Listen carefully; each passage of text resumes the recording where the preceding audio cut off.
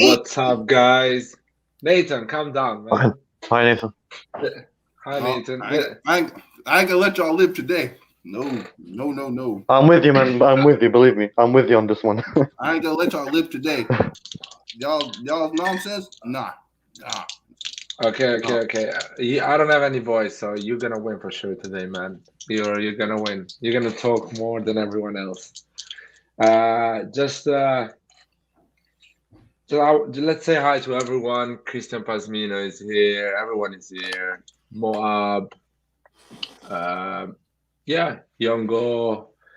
L3RK Milan. I don't know what is that. So, how's it going, guys? Nathan, why you turn off the camera, man? I'm eating them. You can eat. You can eat on YouTube, man. It's not a problem. Nothing wrong with that. I don't know what you're eating. Maybe you don't want to show us. Oh, just a burger.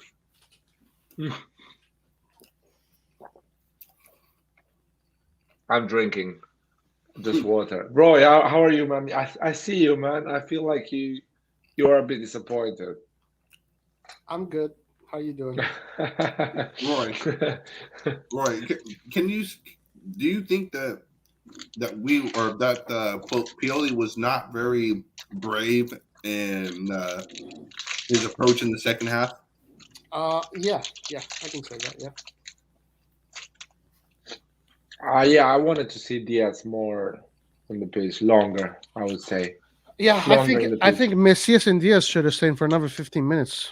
They should have both stayed there because he started with an offensive team.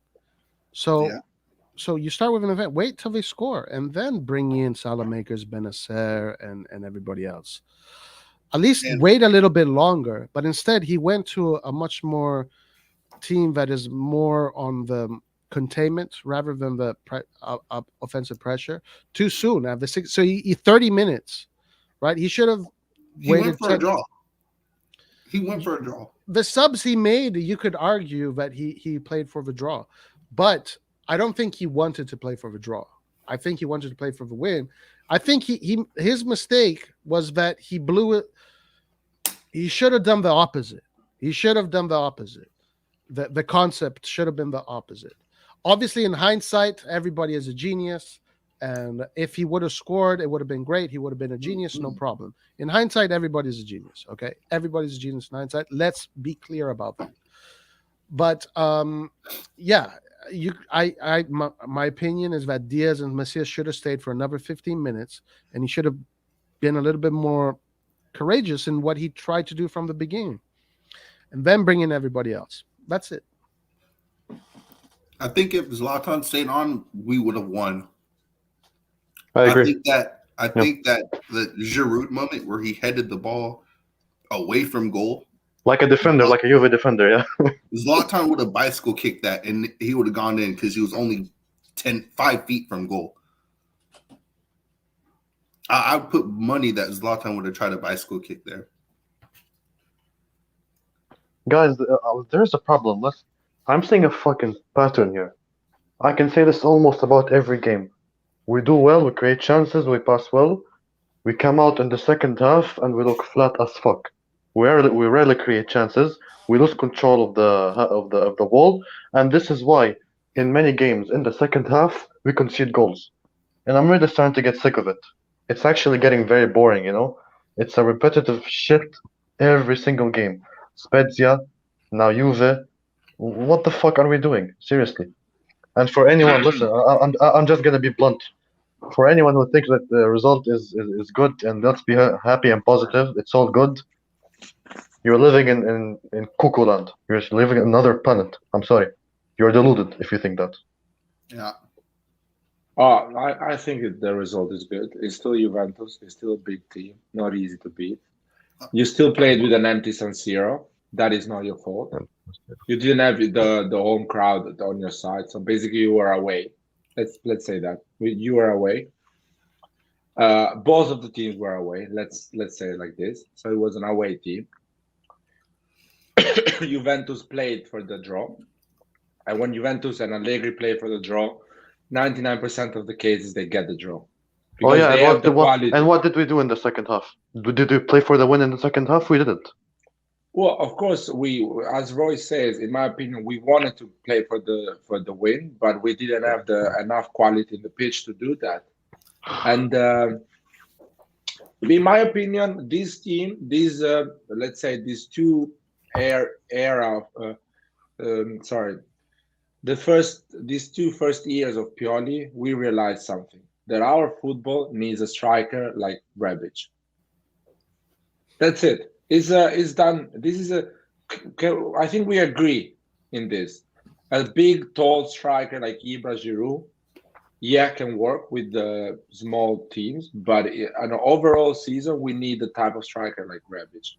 I'm not saying Rebic, but a guy that has that type of football. Yeah. I'm sorry, and when I saw Giroud coming in instead of Rebic, I was a bit upset. Not upset, but I was like, Pioli's not brave enough to upset Giroud. It didn't even make sense bringing in Giroud when there's Chiellini, who will body Giroud. The sub didn't make any sense whatsoever. Pioli has to take blame for that. We had a lot of occasions that having a fast striker would give us a lot of opportunities, because we were going a lot on the counter, or at least in a fast type of attacking situation. But we didn't have that type of striker. We had Ibra in the first half and Giroud in the second half. I feel sorry for Giroud, because I think he fight all the games. He gave everything at the end. It just, the players around him, there was not enough football around him to actually create enough chances, to be dangerous. So why sub Diaz then? I understand subbing Leao because he was gassed, but Diaz should have at least stayed in the game, because you saw that we had no press at all. Once those subs came, we had zero press. The only way we pressed them up high is because the ball went out of bounds in their half of the field.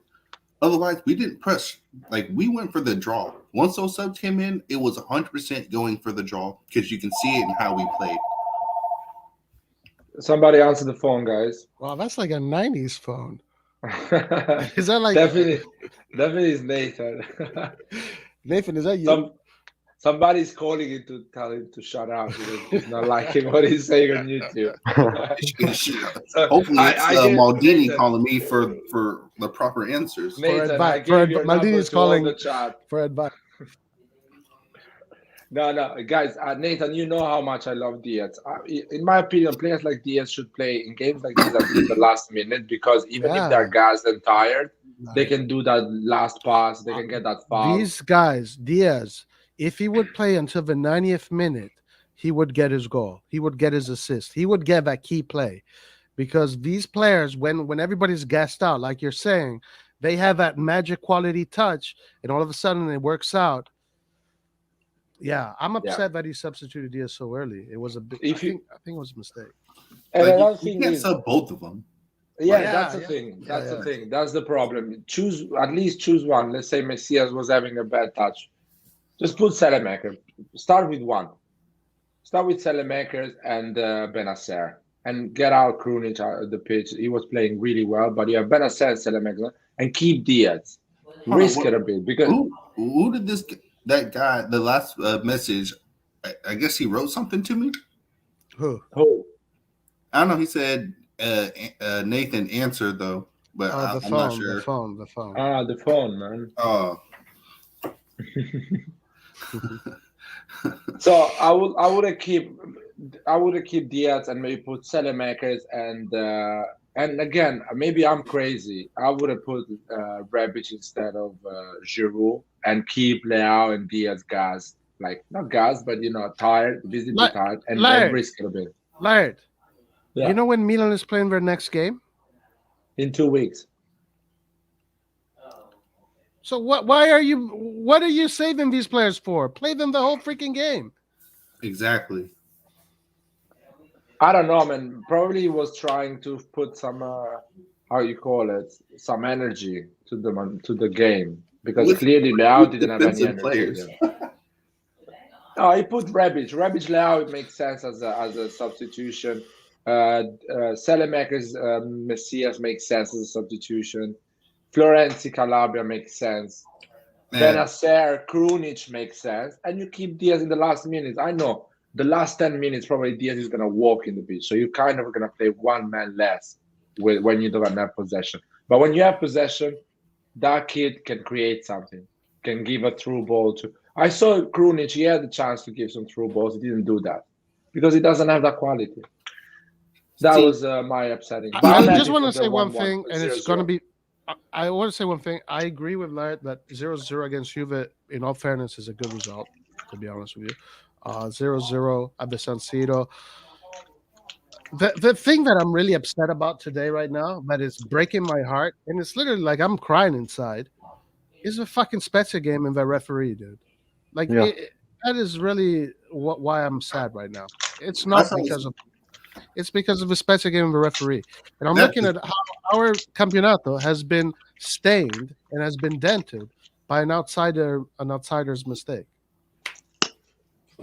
And I'm not gonna I don't want to talk too much about the refs this game, but holy crap, man.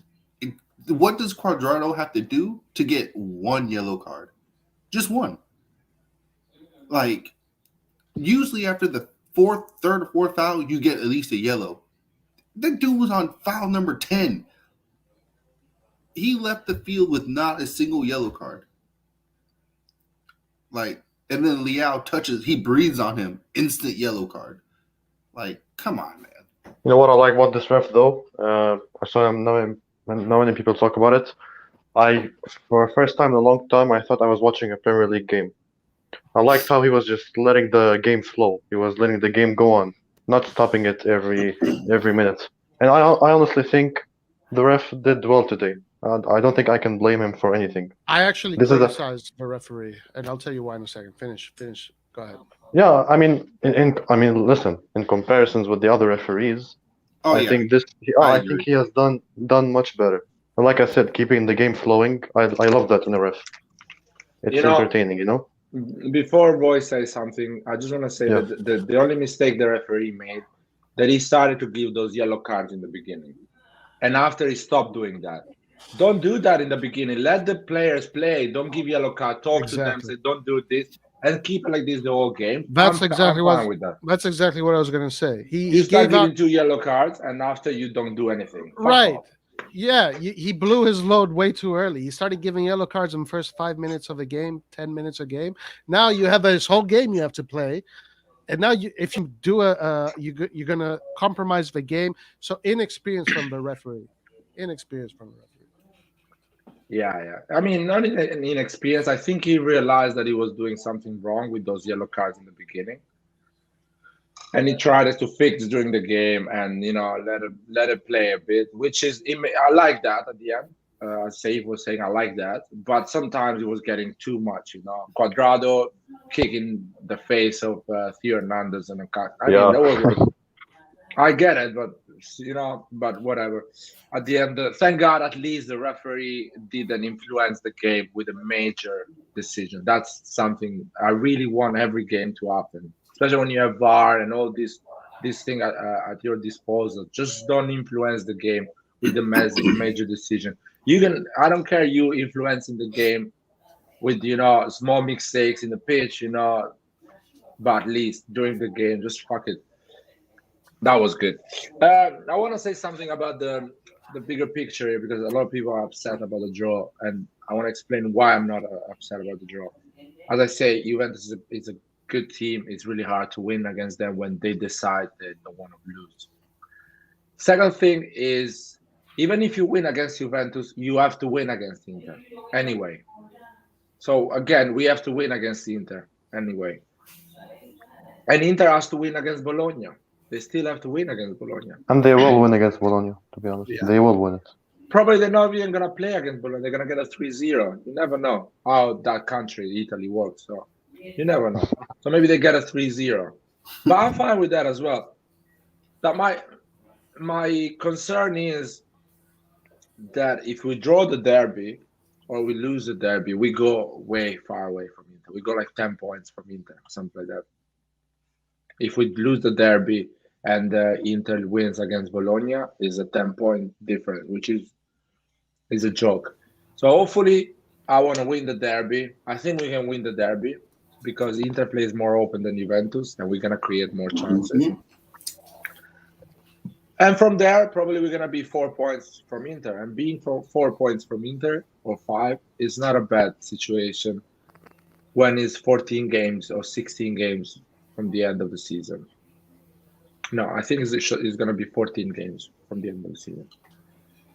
But any thoughts you about that, guys? No, I think it's over. I honestly think it's over. We're not showing much aggression in the second half. I think even though we play once a week, or sometimes twice a week, our players get tired after 30, 40 minutes, which I find really weird. Leao, Diaz, they look insanely tired in the first half. Leao does well, lets everyone up, and then after 30 minutes, he can't breathe. He can't do anything anymore.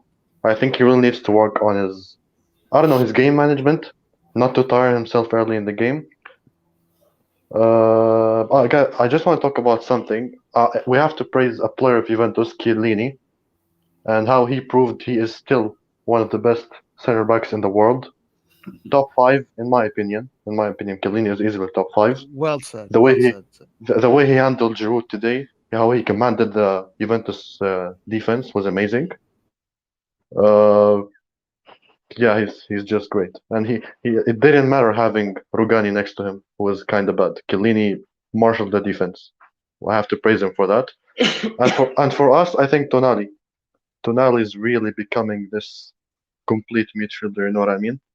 And it's scary, but in a beautiful way. At 21 years old, doing all of these things, the guy basically does everything. You know, he basically does everything, and I hope we can have him fit for the rest of the season. He doesn't get injured. So, yeah, I just wanted the other players to have the same fucking intensity as him for the whole game, which sucks that they don't. That's it. That's a mentality thing. Well said, Saif, about Tonali and about Chiellini. Well said. I agree with you 100%. Look at this stat that Carlo Moretti brings up. Inter have lost 2 league games in 2 years. That's not normal, guys. Good for them. And then we say they don't deserve to win the league. They deserve it hands down, head and shoulders above everyone. Let's just be honest here. Come on, let's be honest. Yeah, the way that they play, it makes it difficult for them to not win. Like, when we look at us play, like, when we struggle, we don't even attempt at a plan B. It's just plan A, which is long ball to the center forward or long ball to Leao. And you can see once we do combination plays, they don't practice this in training because they don't know what to do once the combination play. Sorry, guys. I have to stop you. No, that's the truth. When we do all this dribbling and passing and stuff, what's the end product? Nothing. Nathan, we have to stop this because Inter draws 0-0 with Atalanta, and we didn't talk about this. Yeah, Inter had a poor game against Atalanta. They're also about to be 7 points in front of us as well. I don't care, man. The rest of us do care. The rest of us do care. But you guys, are we talking about football? Because if you want to talk about football, let's talk about football, and don't put the table on the talk. You know, the points and everything. Because the points about football there. I'm saying that. Yeah, you look at us and our plan A sucks. Exactly. And we have no plan B. Let each other talk. No, but Inter had the same game we had against Juventus. Inter had it against Atalanta, and Atalanta had a lot of people missing, a lot of players missing. And again, they didn't win against Atalanta. Actually, they almost conceded 2 or 3 clear chances that Atalanta couldn't win the game. So don't talk like Inter is this incredible football team that is impossible to beat and they're not going to drop. Don't talk like this. They had their bad games. Listen, Let me intervene. Sorry, Nathan. Not let you finish. I'm just gonna say this. You keep talking about Inter dropping. Yeah, that may happen. But you don't bring up the fact that we drop more. You don't bring up the fact that we are worse than Inter when we drop, which doesn't help. Football-wise, football-wise, Spezia is not a drop. We won that game. Football-wise, is not a drop. We didn't win. Lard, who gives a shit? We didn't get. These are 3 points. No, Lard. These are Lard. These are Lard. The history remembers results and points. These 3 points may matter at the end of the season. Who gives a fuck if we played well or not? We lost the game. See, if I'm analyzing the football, and so are we. Inter Milan. You're talking about points. Better than we do. You're talking about points. You're telling me that Inter doesn't suffer games like we suffered today with Juventus, and I'm telling you, Inter suffered against Atalanta. Inter suffered against Venezia. They suffered. They got the job done. Like eight players were. We got the job done with Spezia. Finished the game. They suffered. They don't have quality that, like you're telling me. They can resolve games. Every game they're gonna resolve. But so why do they have the points they do if they don't have the quality? I told you how they have the points. I told you how they have because their players can finish. Ours can't. No, our player finished against Spezia, man. Well, guess what? Our player finished. Guess what? It don't matter. It don't matter, bro. We didn't get the 3 points. See, you're talking about points, not performances. You're talking about points. No, I'm talking about performance. I'm telling you that we'll talk about is having the same performance. We had 100 chances to score that game, and we didn't.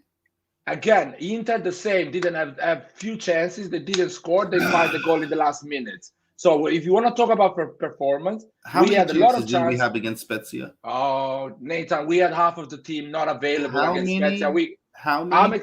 A lot of chances. Half of the team was not available. We had a lot of chances, and we won that game in the pitch in terms of performance. You understand that? Venezia had 8 players missing against Inter.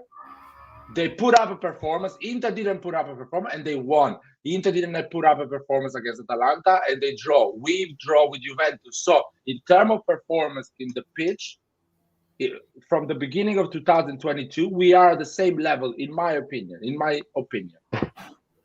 Okay, let me ask you this, see okay? Inter, the next Man City, you guys are crazy. And the drop is coming. The drop is coming. We never said that. The drop is coming. Listen, I want to say 2 things. I'm sorry, I'm going to let the others speak for a minute. No one said that they are Man City. No one even said that they are very, very superior than us. But when they struggle through games, when they have a fall, okay, let them be. We have the same shit. We also drop harder. So you keep talking about performance. What does performance matter in the end? Do people at the end of the season talk about performance, this performance, that? They don't. They talk about where we are in the league and what point we gained. So stop with this performance bullshit, man. It doesn't help. It doesn't help. What's the benefit if we don't get the fucking result in the end? Seriously.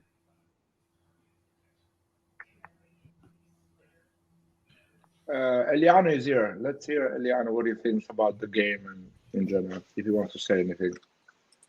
Yeah, what's up, guys?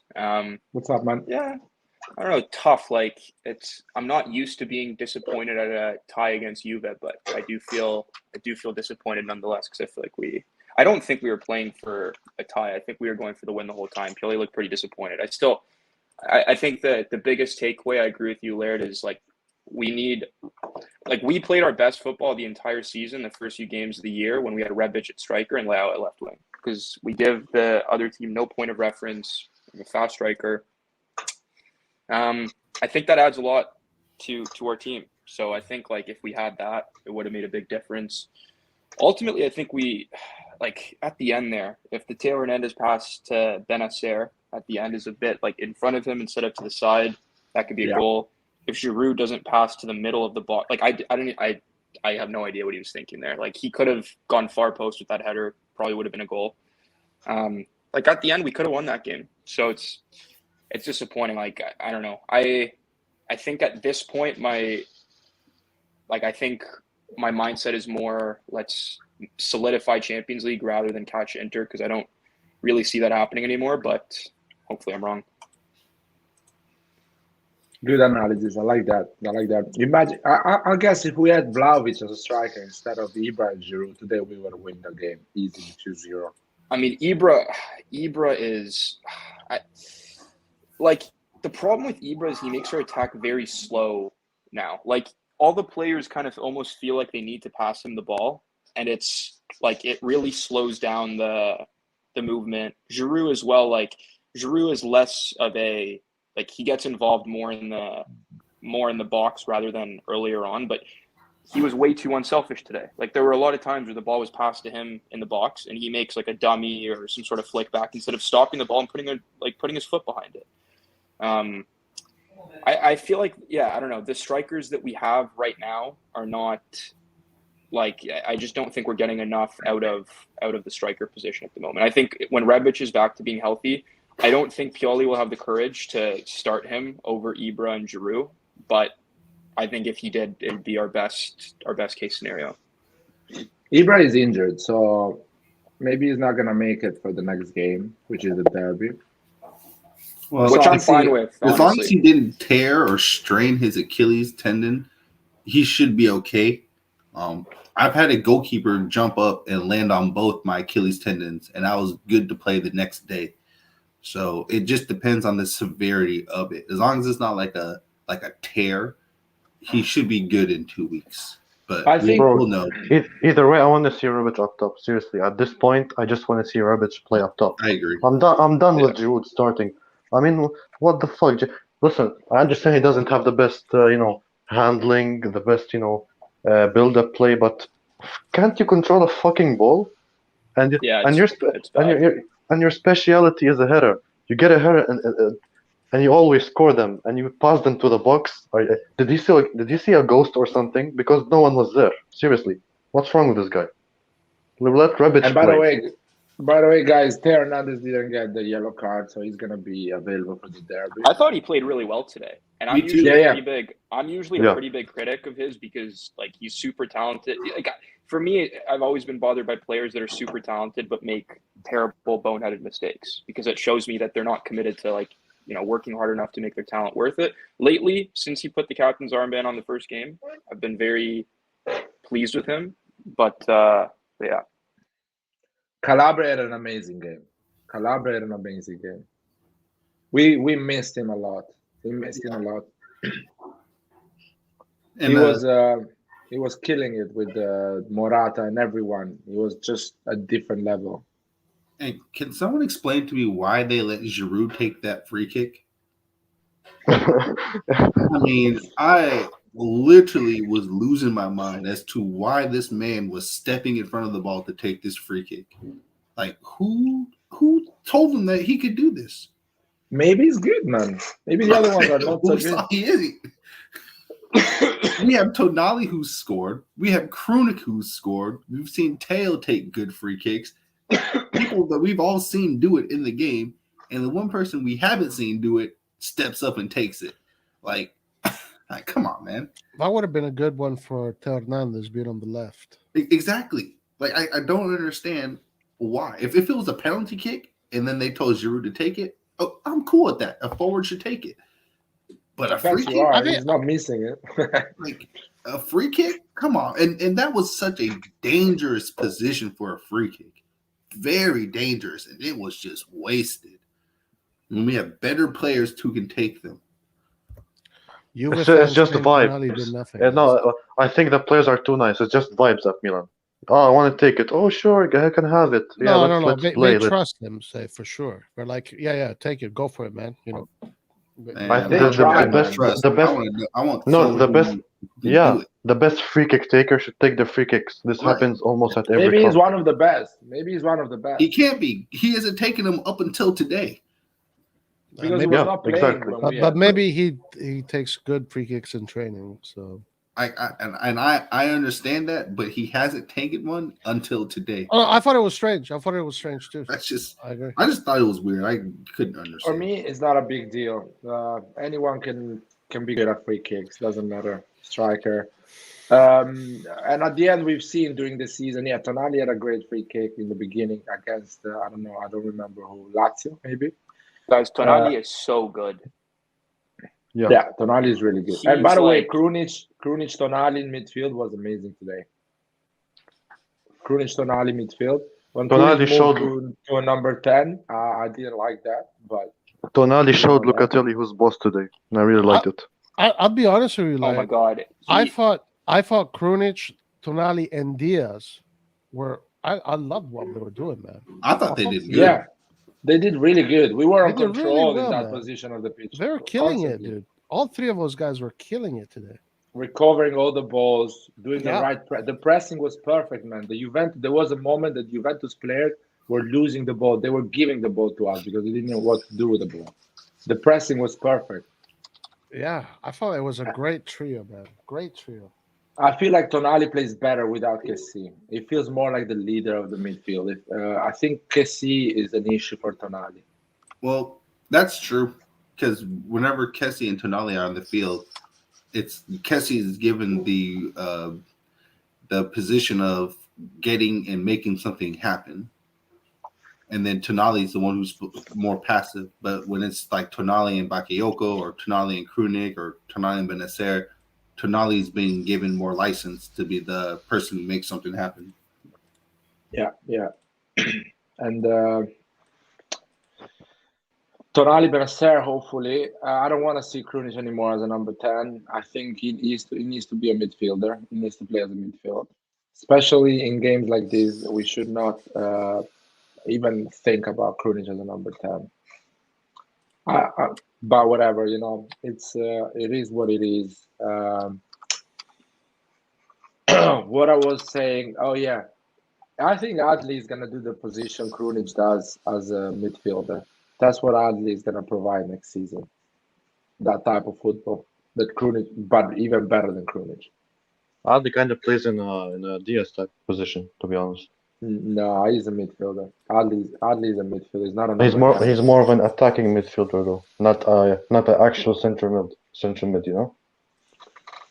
I don't know. I think Pioli is gonna play him in the center mid with Tonali or who else is there. I wanted to talk. Oh, Kalulu, great game as well, man. Romagnoli, I liked Romagnoli too. He looked really solid. Romagnoli, Gabbia is like day and night, guys. Yeah, although he did have that one. I remember he had that one play where I think it was Cuadrado just turned him around, and honestly, like Romagnoli, he had a good game, he did, but a player like that, like your positioning should be, if you're as slow as him, your positioning should be exquisite.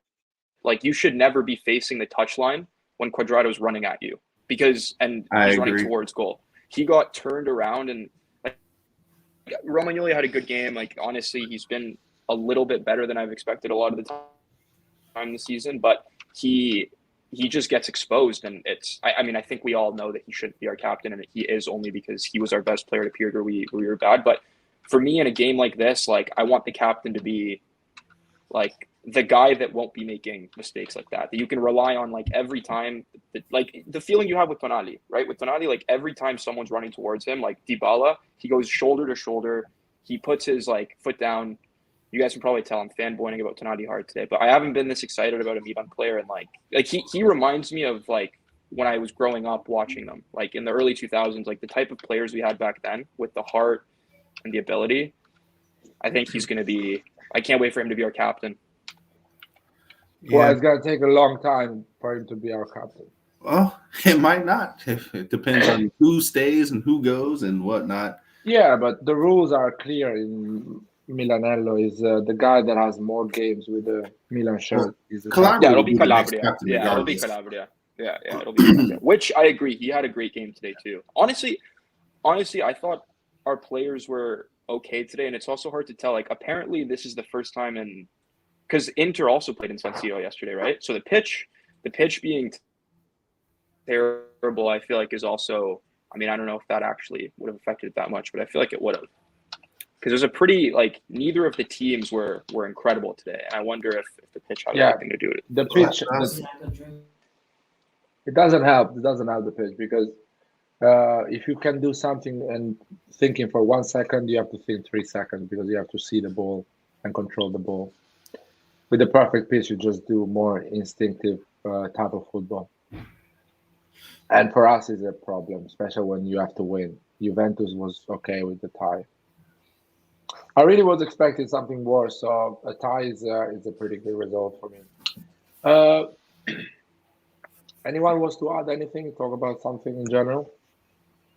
Who do you guys think of the? I think at this. Oh, sorry, man. Go ahead. Sorry, no, you start. Finish. I was just gonna say, like, of the. I think it's becoming pretty clear now that the teams that are gonna fight for Champions League are the 4 that are in it right now, plus Juve. Who do you think is gonna be the team that misses out? Can be Atalanta or Napoli, one of them.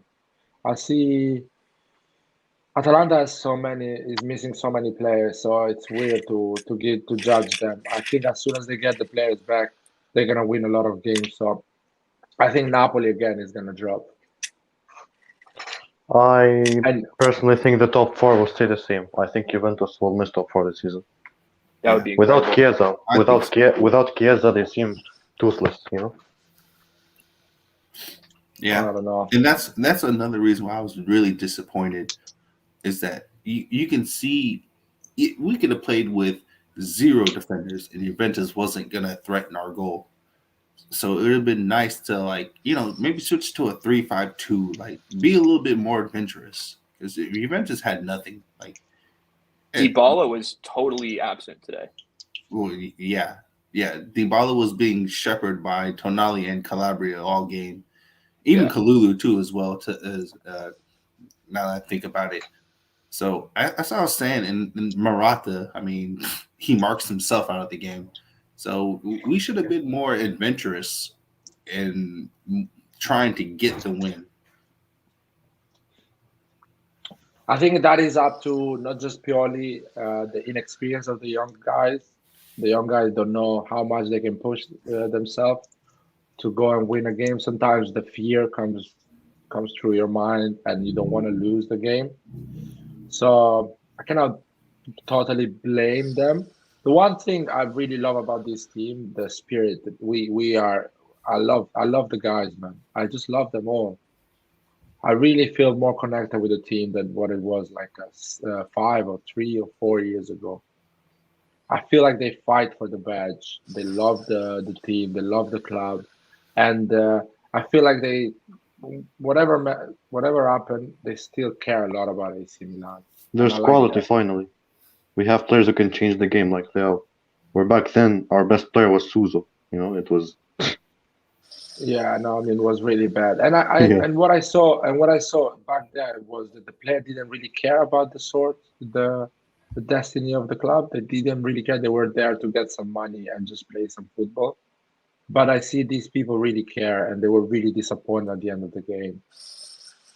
So, it's just I see, for example, at the Spezia game, Rebic was really upset with the referee. I saw Messias after the goal; he wasn't in the floor, saying "What the fuck?" They really care about, So that's a good thing. That is something you can build up. And today, the interview Maldini had on TV before the game, he says that probably they're gonna try to sign Vlahovic next summer. They're gonna do something. But why sign him when we got the new Vlahovic? Guys, I think the new Vlahovic. I'm trying to read, to read the signals of the club, and I'm actually pretty good at that. When I read signals of what the club does.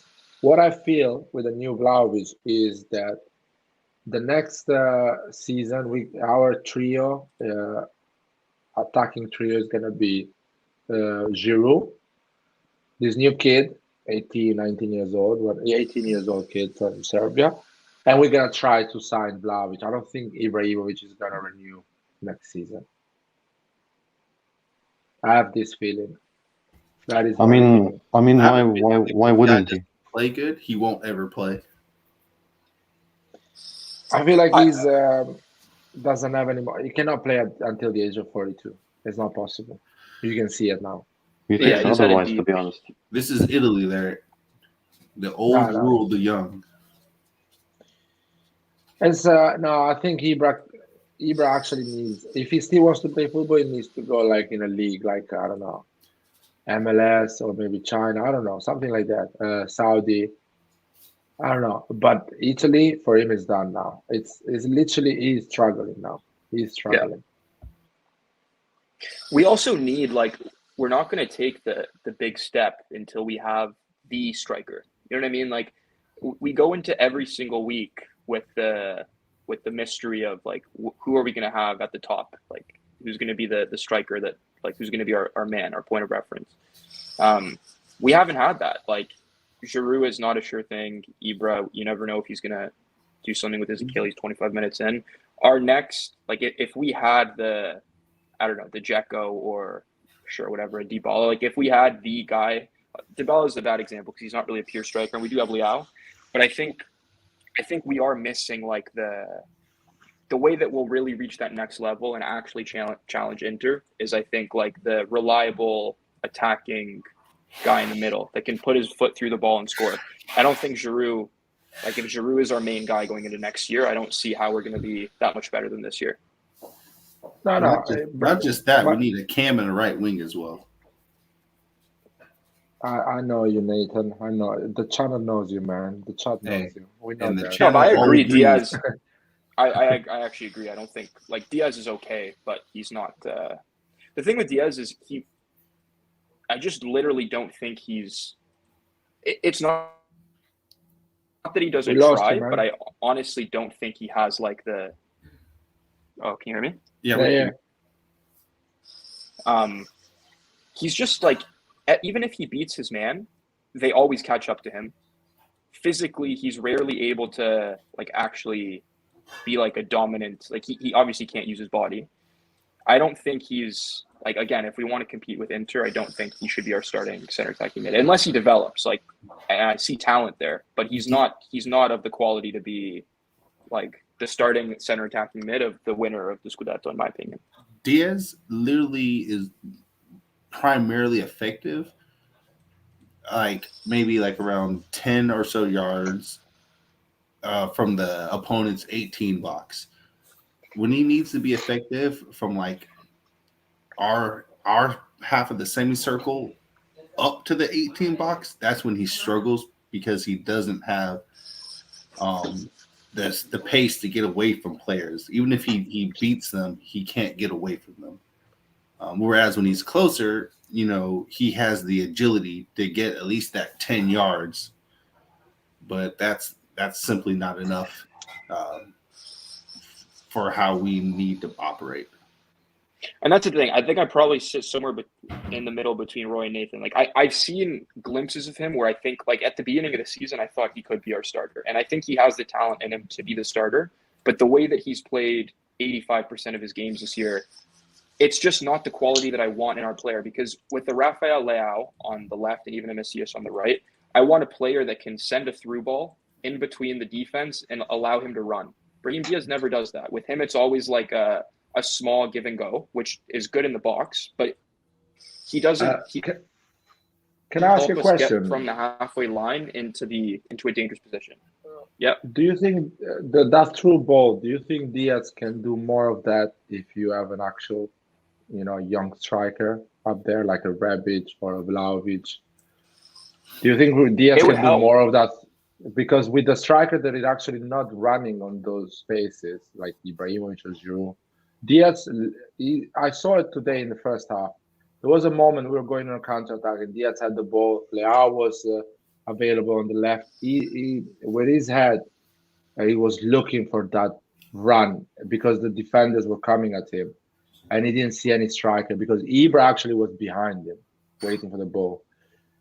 So I think us as a team, forget about Diaz. Whatever you put there, even if you put another guy that is a number 10 with more quality, that number 10 needs a striker that runs in that space, so he can put that ball through. He needs that movement in front of him so he can be dangerous. And we don't have that striker. Well, and Rebic is the one that it does that. I think what we're talking about there is when you look at other teams' cams, when they dribble past a person, they now drag another person out of position because that person has been skinned and he's not recovering. And when you drag that other defender out, that also opens up gaps and channels.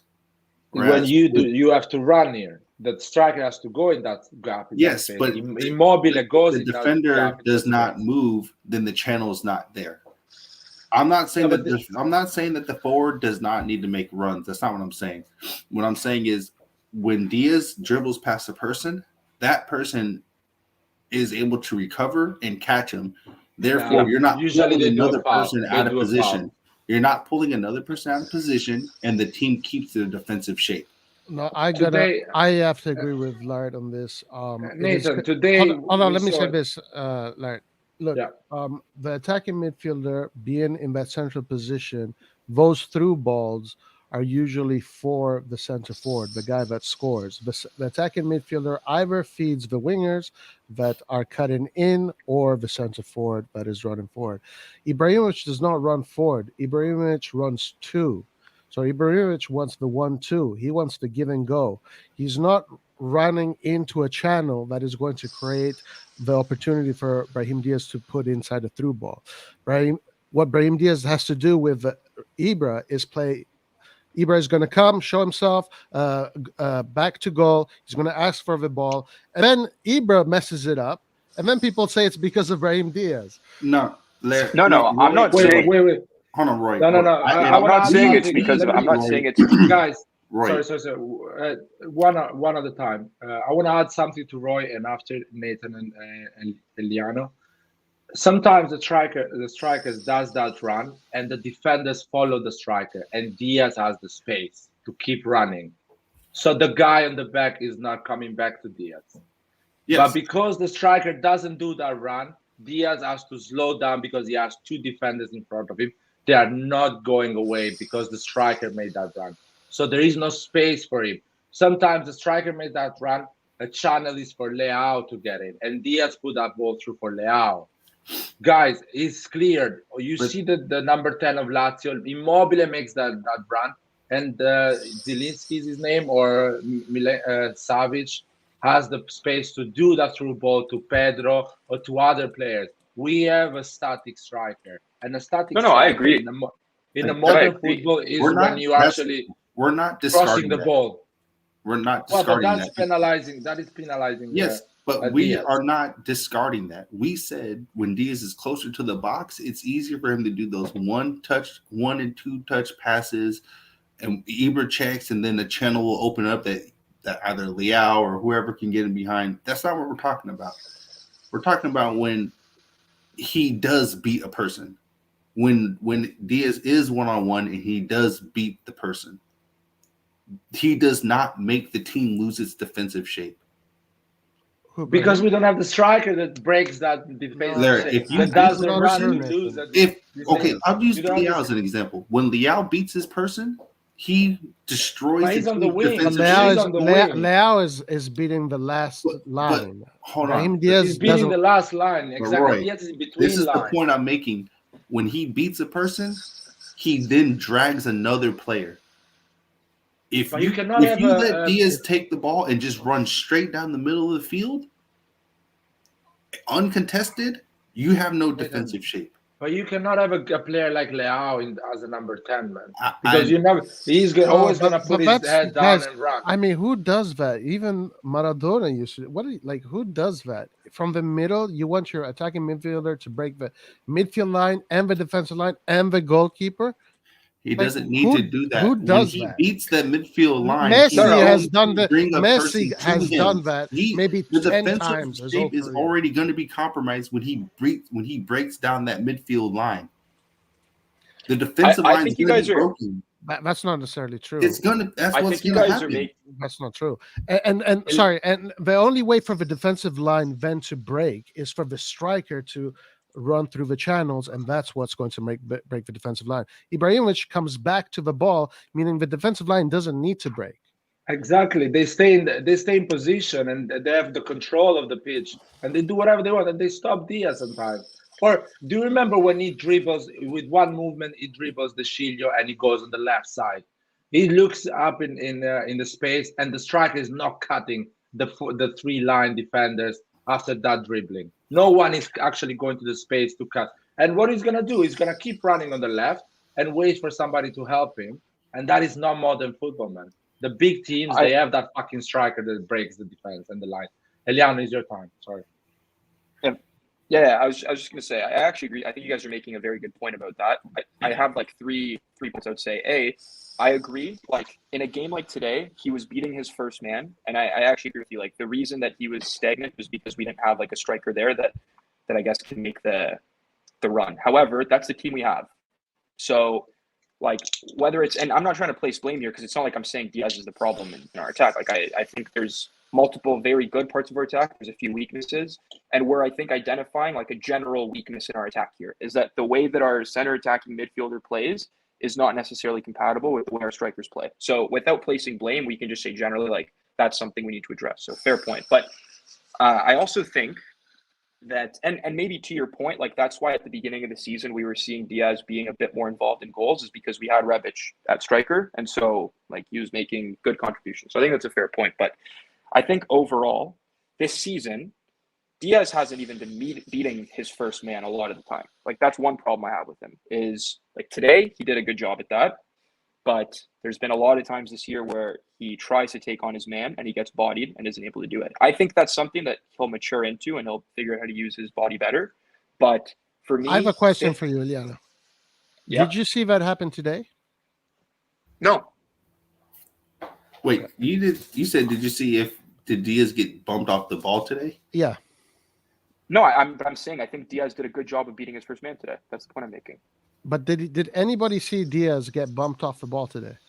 No, I don't think so. I thought he had any shoulder-to-shoulder challenges. When he lost the ball, it was like the defender just made a good play and stripped the ball from him. But he didn't get pushed off the ball today.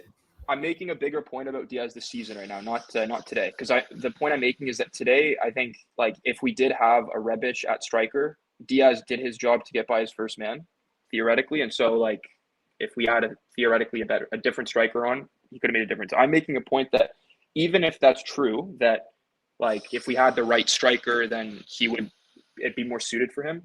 What I still see big flaws in Diaz's game, and I think these are things he can change and improve, like he's still very young, but A, he often gets bodied and beaten off the ball and can't even beat his first man. And B, he has not shown an ability to send a good through ball into space. Like that's not his game. He doesn't send those, like when you see Tonali come up and send like a thunderous kick through defenders through the gap, that's the kind of ball I'm talking about. So what I'm saying about Diaz is like, I agree with you, having a different striker would be better for him. But if I was his coach, and I'm not saying this is criticism, I'm saying two things he needs to improve in his game is A, he needs to figure out how to use his body better so that he can more consistently beat men one-on-one. And two, he needs to figure out how to send better long balls. Because if he's going to play in a system where he has two wingers wide and you're now asking him to have a striker that can run in front of him, then he needs to add that part of his game. Because without that, the thing that he's really strong at is in tight spaces, making quick touches, which is good. But that isn't the way that, like right now, that's not helping us very much. That's the only point I'm making. And it's not being a Diaz hater because I actually like him. I think he has a lot of potential. I think in many ways it's been unfair to him for him to go from being like a totally new player last year, very young, to being a starter this year, playing every single game and having Maldini or Krunic be our second string. That's a whole separate conversation. But I think like this isn't to take anything away from him. I think he can become this player that like we see, but I don't think he has those characteristics yet to be the starter. Like the starting center attacking mid on this team. That's my overall point. Gotcha. Diaz, he is good at bringing the ball forward from the midfield to the offense and then distributing the ball to the attacking players. And then those attacking players, once the ball engages with those attacking players, it's however they play, however they're creative together is going to determine what Diaz does. All right. And now, if there's one thing that Diaz can do better to increase his goal scoring, is playing that 1-2 with Ibra. Because when the way Ibra plays, the way the offensive team is set up by Ibra playing this way, it makes it that Ibra does the last play. It's up to Ibra to do the last play because he comes back in front of the box, he receives the ball back to goal, so now it's up to him to do the decisive play. but because of the way the body is set up, that decisive play has to be a quick one too. So if it can do that better, maybe Ibra can get on the goal. Brahim can get more goals. But aside from that, Brahim Diaz, I think, is doing his role almost perfectly.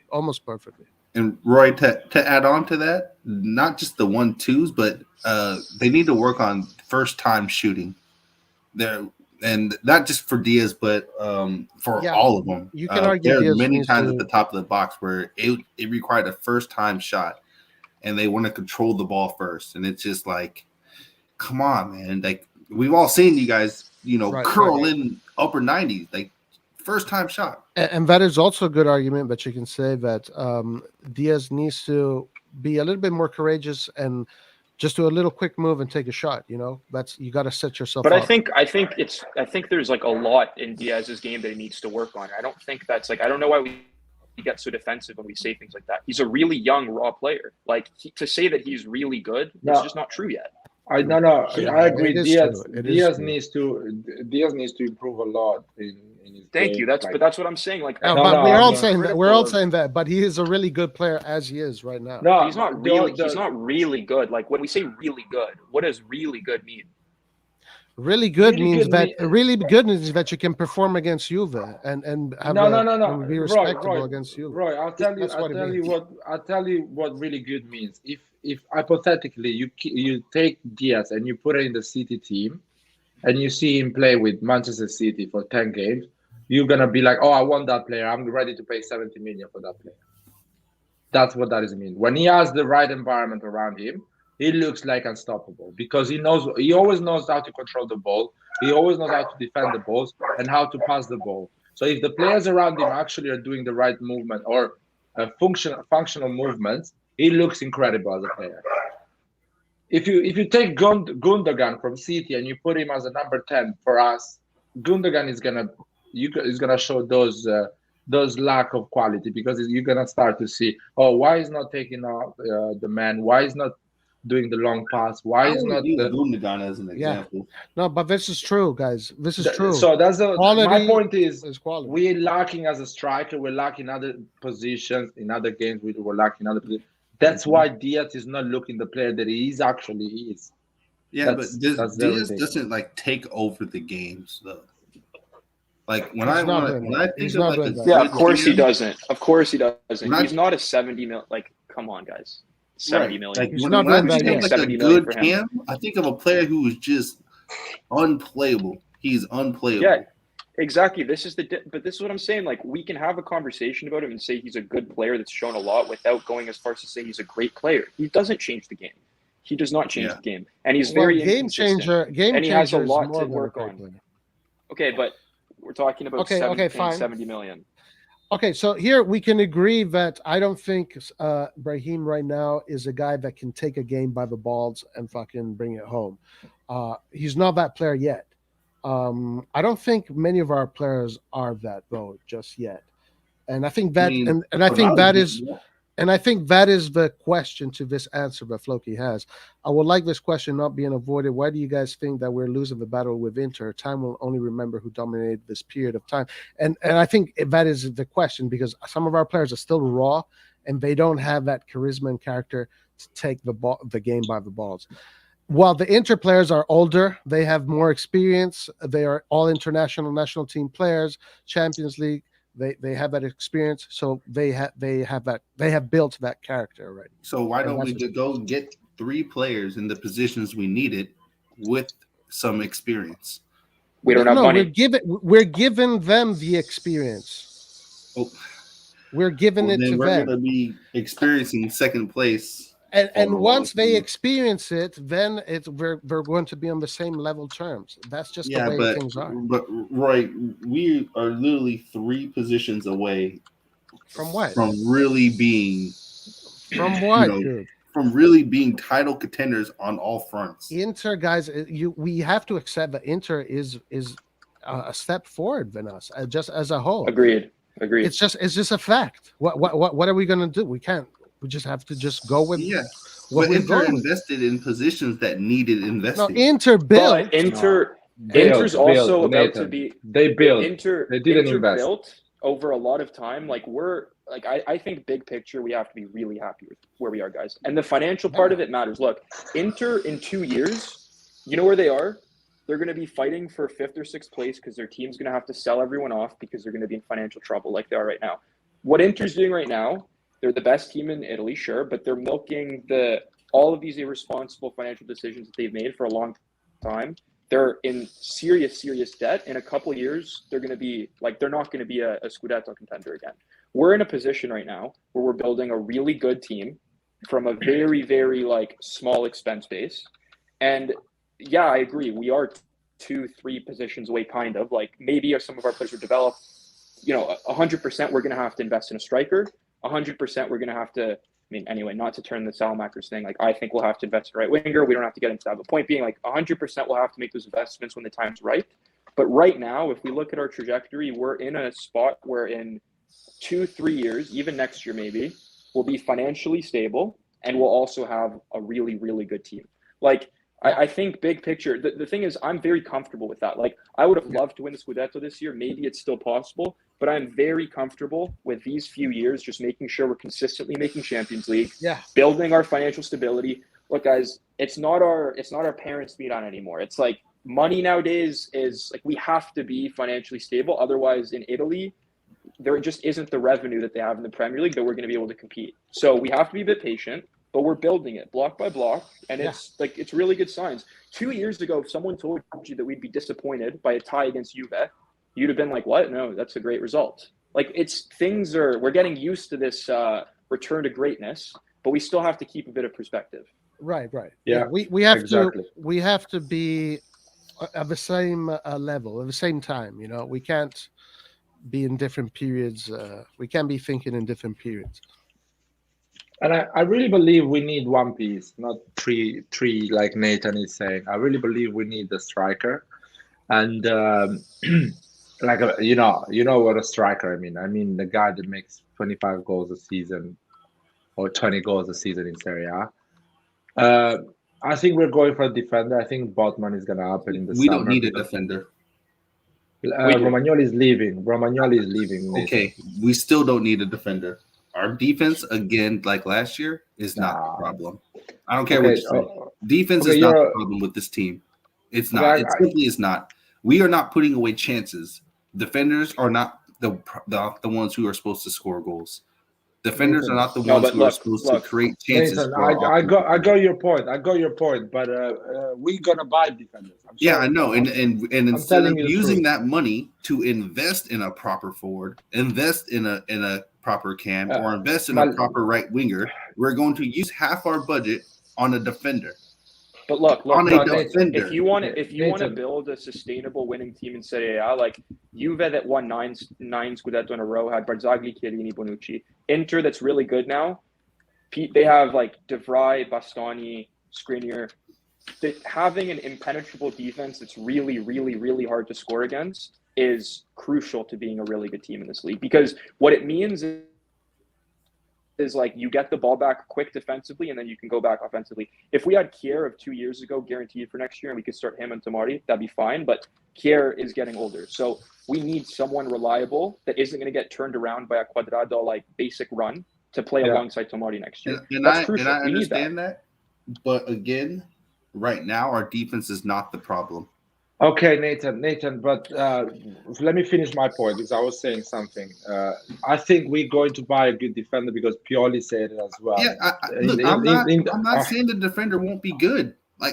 If a defender comes, I'm going to accept it. I know he's going to be good because when we get defensive players, they're usually going to be good.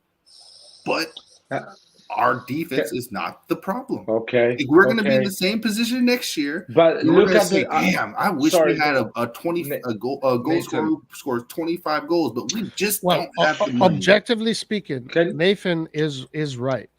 Objectively speaking, Nathan is right, but it's not. It's both. We need to concede less, and we need to score more. You got to invest at every part of the field at some point. Nathan, I'm sorry. Let me finish 1 second, man. Right, if you put a proper year, striker, it's just defender after defender, nothing else. Fuck it, man. Let me finish 1 second. If you put a proper striker Every player around that striker is going to score more goals, and you're going to get more goals. How much will he cost? 50, 60, How are you 70 going to do that when you spend 40 million on a defender? Maldini just said in an interview, this summer we're going to make an operation like Vlahovic. We're going to buy a big striker. We're going to make an operation like that. He said it with his words. Not me. So then there's no way to get Botman then, because they're going to get Botman as well. I think it's very possible that in the summer they're going to get a midfielder, a striker, and a defender. For me, they're gonna get Botman. I was trying to finish a concept, whatever. Let's see if I finish it. So they're gonna buy a striker and they're gonna buy Botman, because what Pioli said, in a modern football, a good defender has to be like a midfielder. They need to play with the ball. They need to create chances. They need to go forward with the ball, long passes. They need to be good as a defender on the ball, as a midfielder on the ball. That's why we need a good midfielder. Romagnoli doesn't have that. Botman clearly has that. So having a Botman in your game probably can add you 5 goals more on a corner, because he's good at headers. Maybe he's good at long passes. Maybe he's good at bringing the ball forward or intercepting the ball on a counter of the opposition and going for your own counter and score another goal. So that type of defense brings goals to your team. Yeah, and I'm not disagreeing with that, bro. I'm not disagreeing. And it's more important than buying a flurry guy that plays on the right side and he's gonna end up because again, we cannot spend 100 million, bro. Botman is gonna be at least 40 million. How do you know that? Because we're not going to, all right? Because this is AC Milan. Well, hold on. But let's think of this logically. Last summer, how much did we spend?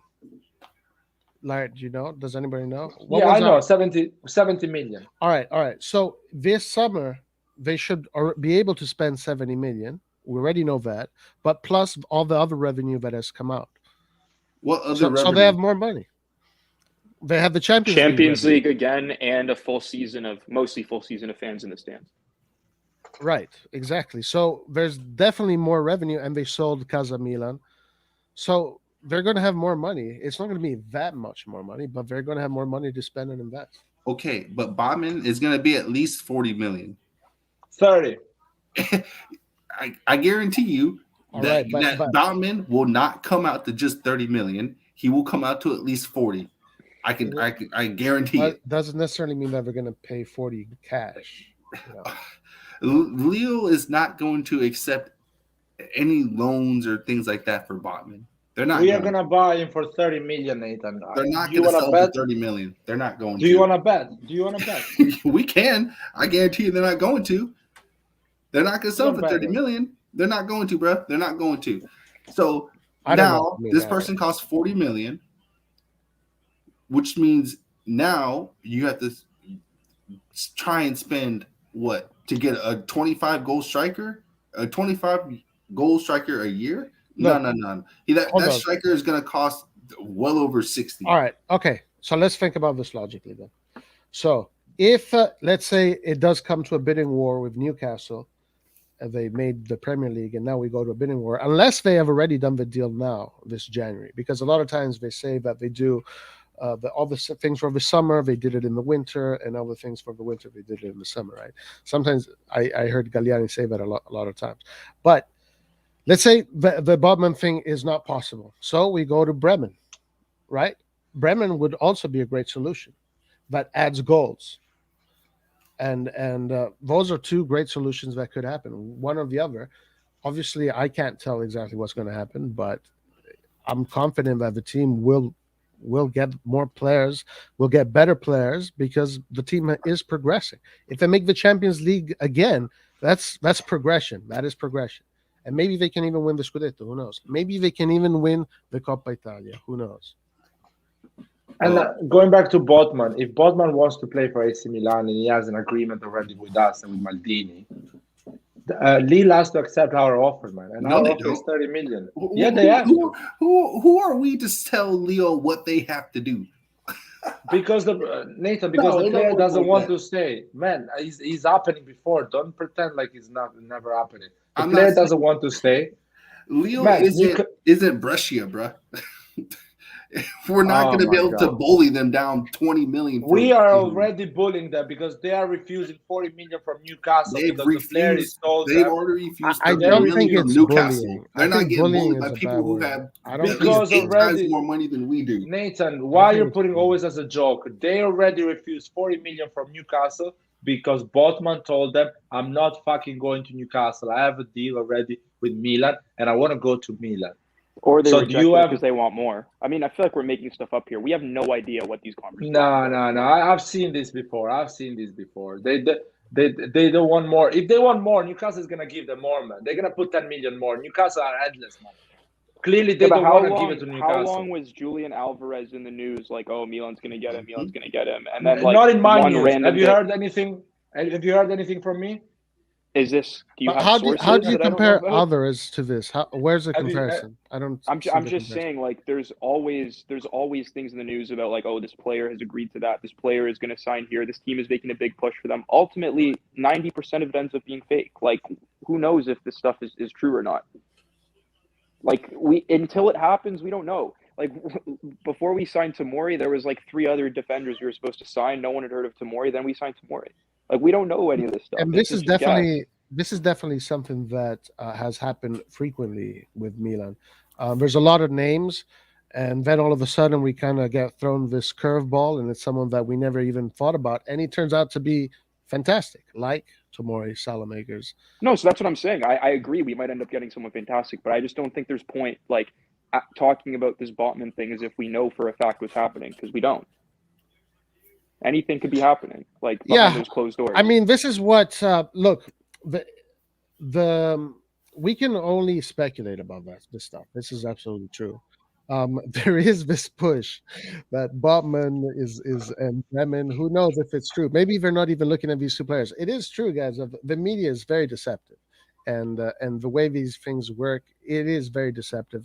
And sometimes I think that they're being deceptive, like Maldini and all these people. They're literally pushing people completely off the mark just so they can do their operations in peace.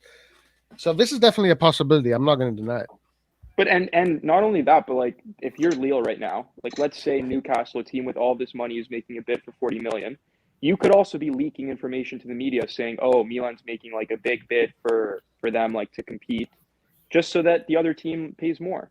Like these are the games that happen, and we never know really what's really happening. So that's why I think like to that my whole point is like we can't have a conversation and say like, oh, Milan's not going to spend on a striker this summer because they're going to spend 40 million on Botman, because we don't know if we're going to get Botman. We don't know if we're spending 40 or 30 or 25 on him. We don't know any of those things. All we know is that the team probably wants to get better.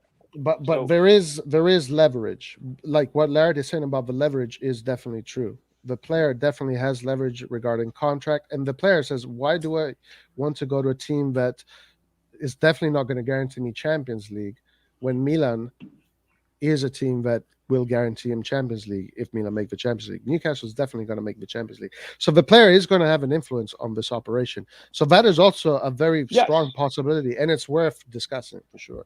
Absolutely. But do we, and this is a real question, do we actually know, like, have we heard enough to say that Botman wants to come to Milan? Like, what do we know that from? Well, according to the interviews where he was asked about it, he's never said no.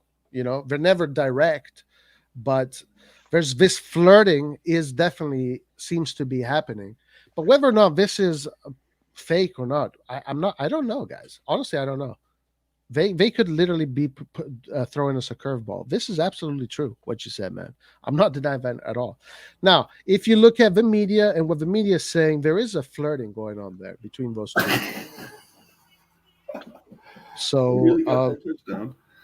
So, so I don't know.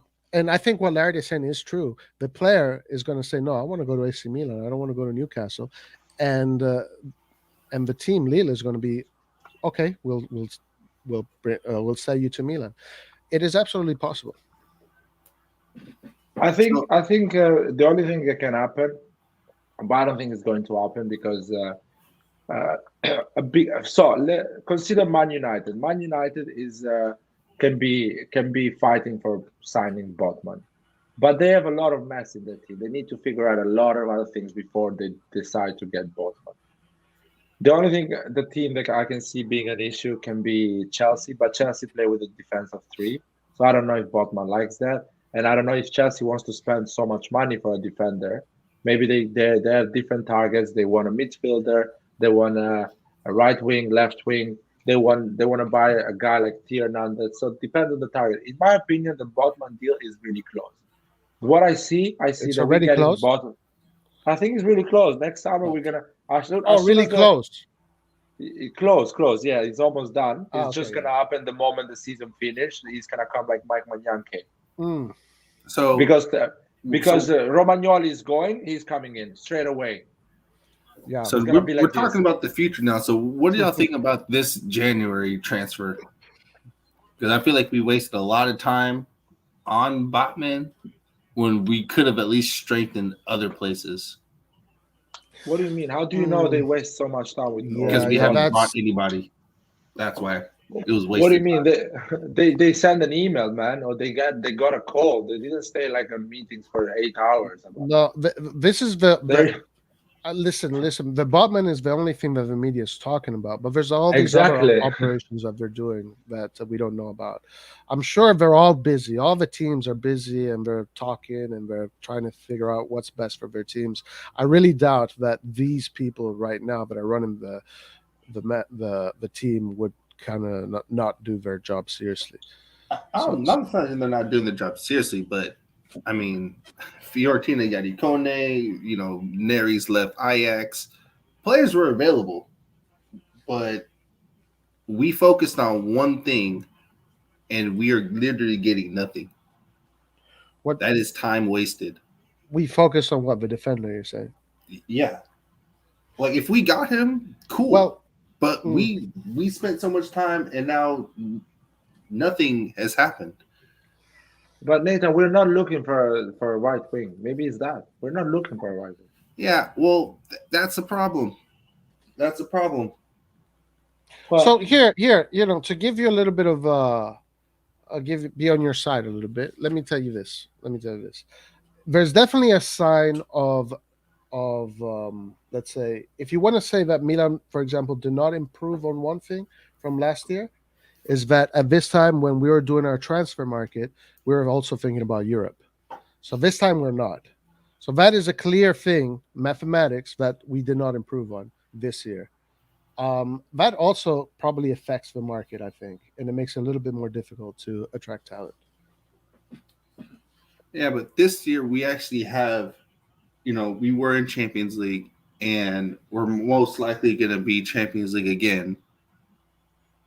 Why not get players to ensure our position or ensure that we can at least challenge for the title?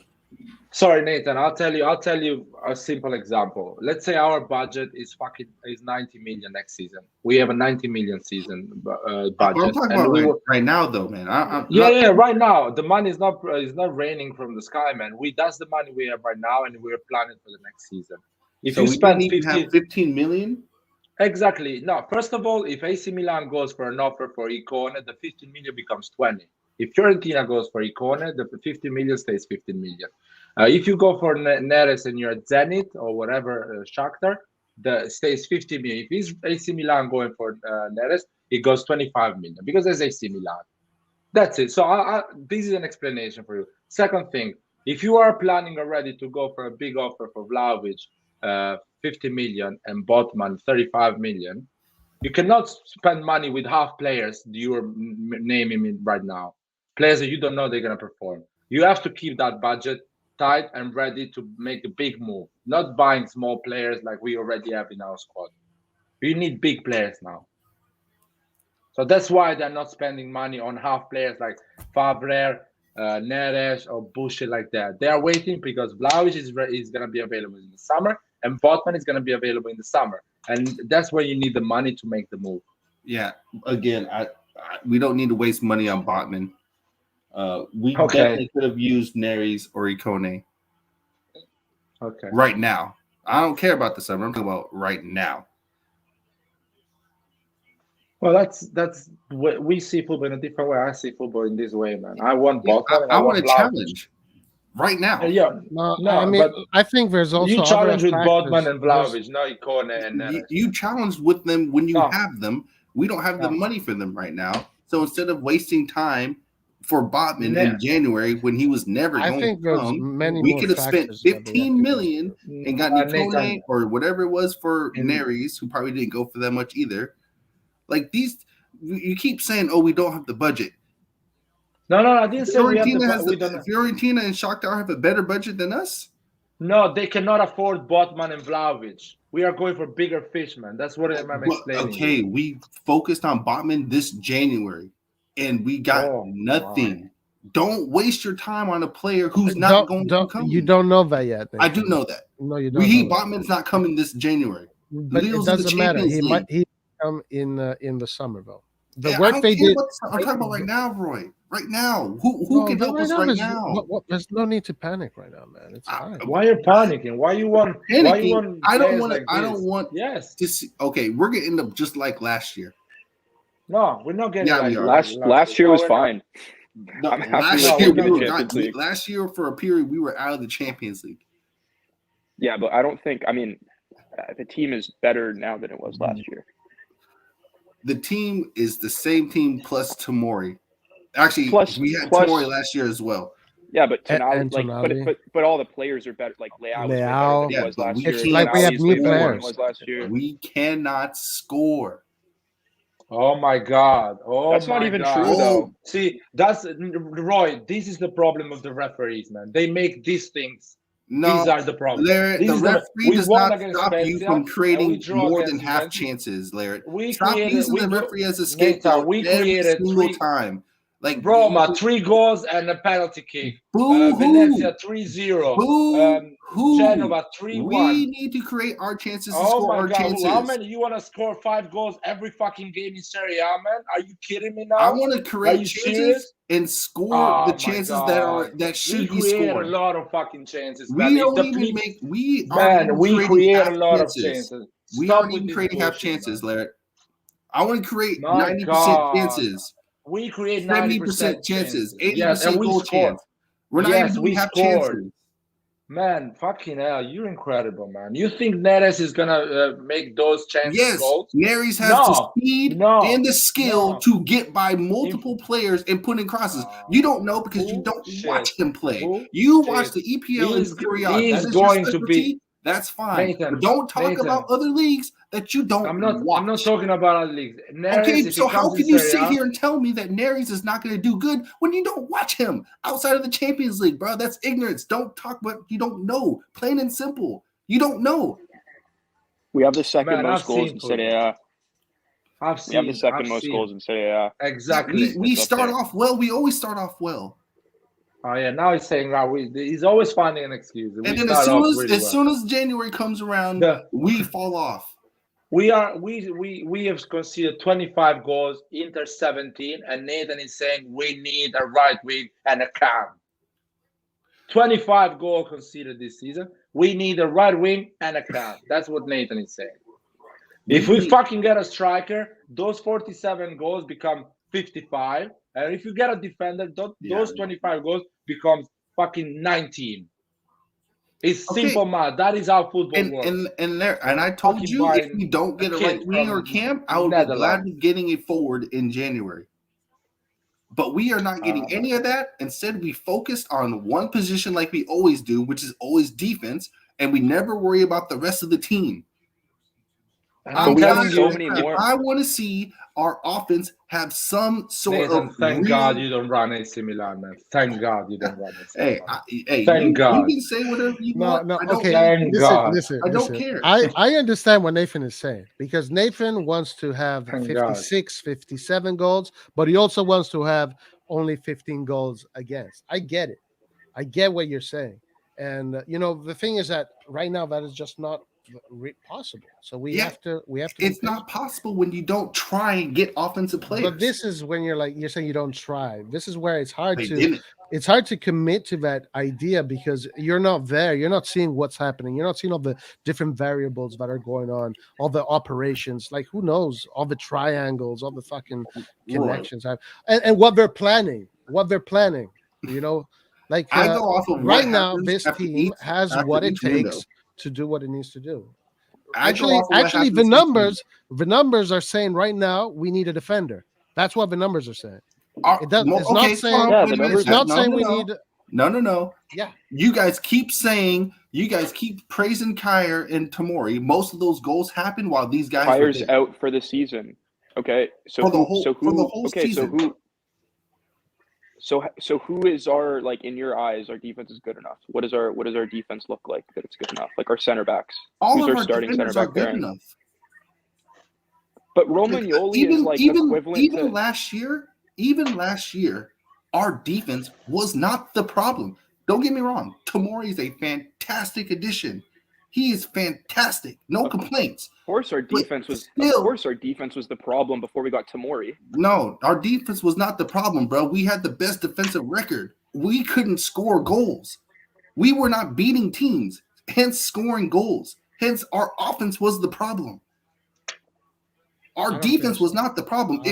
When your defense gets scored on, a lot of times it's because your offense is not putting away their chances and the pressure builds up. That is what happens. We have the second. That is what happens. If you score goals, you take pressure off of your team. But it is true, but it's also not true. It's very true. No, because there are teams that don't score many. They'll score 1-0, 1-0, 2-1, 2-0. Yes, but Milan is not built like that. Right. That's Atletico Madrid right there. They are built like that. Atletico Madrid's built to win 1-0 or 2-0. Milan is not built like that. I understand and I agree with you. There are teams that are like that, but we are not that team. And I'm not saying that we can't get defenders later on. But you're saying we're not. But to not improve other positions on the field that need improving, because one player gets injured. No, but hold on. Here's what I don't get. Like this, I feel like we're overplaying how little we score. Like since January, we've scored. Okay, against Spezia, we scored 1 goal, but we had a million chances. Yeah, we didn't put it behind the net, but the goalie also had a game out of his mind. Against Genoa, we scored 3 goals. Venezia, 3 goals. Rome, 3 goals. Empoli, we scored 4 goals. And then in December 19th, we lost 1-0 against Napoli. We had a few bad games, but we score a lot. I don't think that's like, we're the second team with the most goals in Serie A. We're the second. We have flaws everywhere. And like what I'm trying to say is the caliber of player that you're looking for a forward. I agree we need, but Romagnoli is like the defensive equivalent we also need because Romagnoli is nowhere close to that player. Like Romagnoli is equivalent to Ibrahimovic or Giroud at this age. Like we need a different level player for both. So like I agree with you. I'd love to have a Vlahovic, but the reality is getting a 25 goal scorer is going to be a lot more expensive than getting a really, really good defender that's like similar caliber. So I would love that defender is going to be 40 million, bro. 30 to 40 million. We won't be able to spend on a striker, a big striker like that. We're not going to have that additional 60 plus million. You don't know, man. You don't know. Yeah, I know. I kind of agree that like we probably won't get 2 like 40 million players in one summer. Maybe we will, but the difference for me is like I have the patience to wait. Like again, this comes down to the point I was making before. Everything that I have said, this whole conversation comes down to an acceptance that it's a slow, gradual project. Like we are building something that you need to add bits and pieces every transfer window, every summer. Last summer, we added Tomori permanently. We brought in Tonali permanently. We added a few players like a Messias that for the season is going to do okay, but obviously isn't the long-term fix. This summer, we're going to add a Botman to plug in the defense. Now our defense is set. Next transfer, we're going to add in like that. That is how this thing is going to be built. We're not going to. But you guys keep saying about things I don't know. We don't know that we'll make Champions League without improvements this year. We don't know that next year. Nathan, but what I do know right now is we are in a Champions League position. Nathan, we didn't even bother to get a center back this January. We wasted time improving in other areas. Nathan, sure that we stay in the top 4. Because last year at this time, I told you that we're gonna finish and then top we 4, dropped out and I'm of the telling top you, 4. Nathan, last year I told you that we're gonna finish top 4, and this year I'm telling you we're gonna finish top 4. Okay, Larry. Again, yeah, okay. Last year we dropped out with this of the squad. top We 4. don't need to buy anyone. This squad. I mean, I think the reason that last year we dropped out of the top 4 there was a few reasons. First of all, like I just think we were like a lot of the players. Okay, but I also think there's just there was generally a age and confidence issue in the group. I think we had a big flaw last year, which I hope we don't see again this year, which is that when we lose a game or two, we start to lose a lot of games. But I don't think that comes down to getting 1 or 2 players that's going to fix that. Like that has to do with the group growing together. But don't that's forget a big part of that. Don't forget injuries had a huge part in our injuries did have a huge part of it, and also, but also like I'm pretty sure our gap. I could be wrong about this, but I'm pretty sure our gap now with the 5th place team is probably bigger than what it was last season. Because last season, even though we were among the top, the teams were a lot more. Like we're a lot closer on points. I could be wrong about that. It might be Eliano, to explain you the difference between the previous season and this season is we played against Juventus, we lost 3-1 the previous season. We played against Atalanta, we lost 3-0. This season we are a different beast. Yeah, I agree with you. Yeah, I think it does come down to we're a far better. Like if our Milan of this year played the Milan of last year, we would beat them. It's a much better team. I agree with that. Yeah, I think so. I agree with that. It's simple as that. We went and played against Inter 1-1. We're going to play derby, and still we're going to put a performance that Inter is not going to dominate in the pitch. Maybe they win 1-0, 2-1, but it's not going to be a dominant performance from Inter. The last season, they won 3-0. Every time it was going forward, they was looking like they're going to score 6 goals. That is a big difference, man. Again, we lost against Spezia last season. Spezia looking like fucking Real Madrid in the pitch. This season, we lost against Spezia because the referee decided. Not because of performance, a wrong performance of football. So this is a different beast. And Nathan is still saying we're risking to go top 4. No, man. Yeah, and the reason I wouldn't panic so much about what happened last year is because like the team, like the corrections that we made this summer were meant to correct a lot of the reasons that we struggled last year, which is that depth because of injuries was a huge issue. Which this year, what I will say is injuries have been a huge issue. But I do still think we have way better depth than we did last year because, like, we were at a point where, like, 3 of our strikers went out. But we have 3 or 4 strikers. We have Florenzi, who can even fill into right wing as well as right back. Our center attacking midfield is the only position where we really don't have much depth. So all that to say, like, when Maldini was planning for the season, he made the moves last summer to make the changes that he thought would make us better than last year. Now, halfway through the season in the transfer window, we really couldn't be in that much better of a situation. We're in 2nd place. We're within shooting distance of Inter. So if you're someone that's the management and you're planning and you're saying, okay, this summer, we went into the year hoping to build a good team. Now, halfway through the season, you're 7 points ahead of 5th place. You're in 2nd place.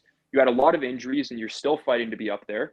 That's not a situation where you panic and say, oh my God, I need to spend on a 25 goal scorer. I agree with you that to make the next level, we will need to do that eventually. But there's no reason for our management to panic at this moment and say, oh no, we need to spend 40, 50 million on a striker. And that's what's going on in Maldini's head. That's why they're not panicking. That's why they're not in a rush. If we were in 5th place, maybe that would be different.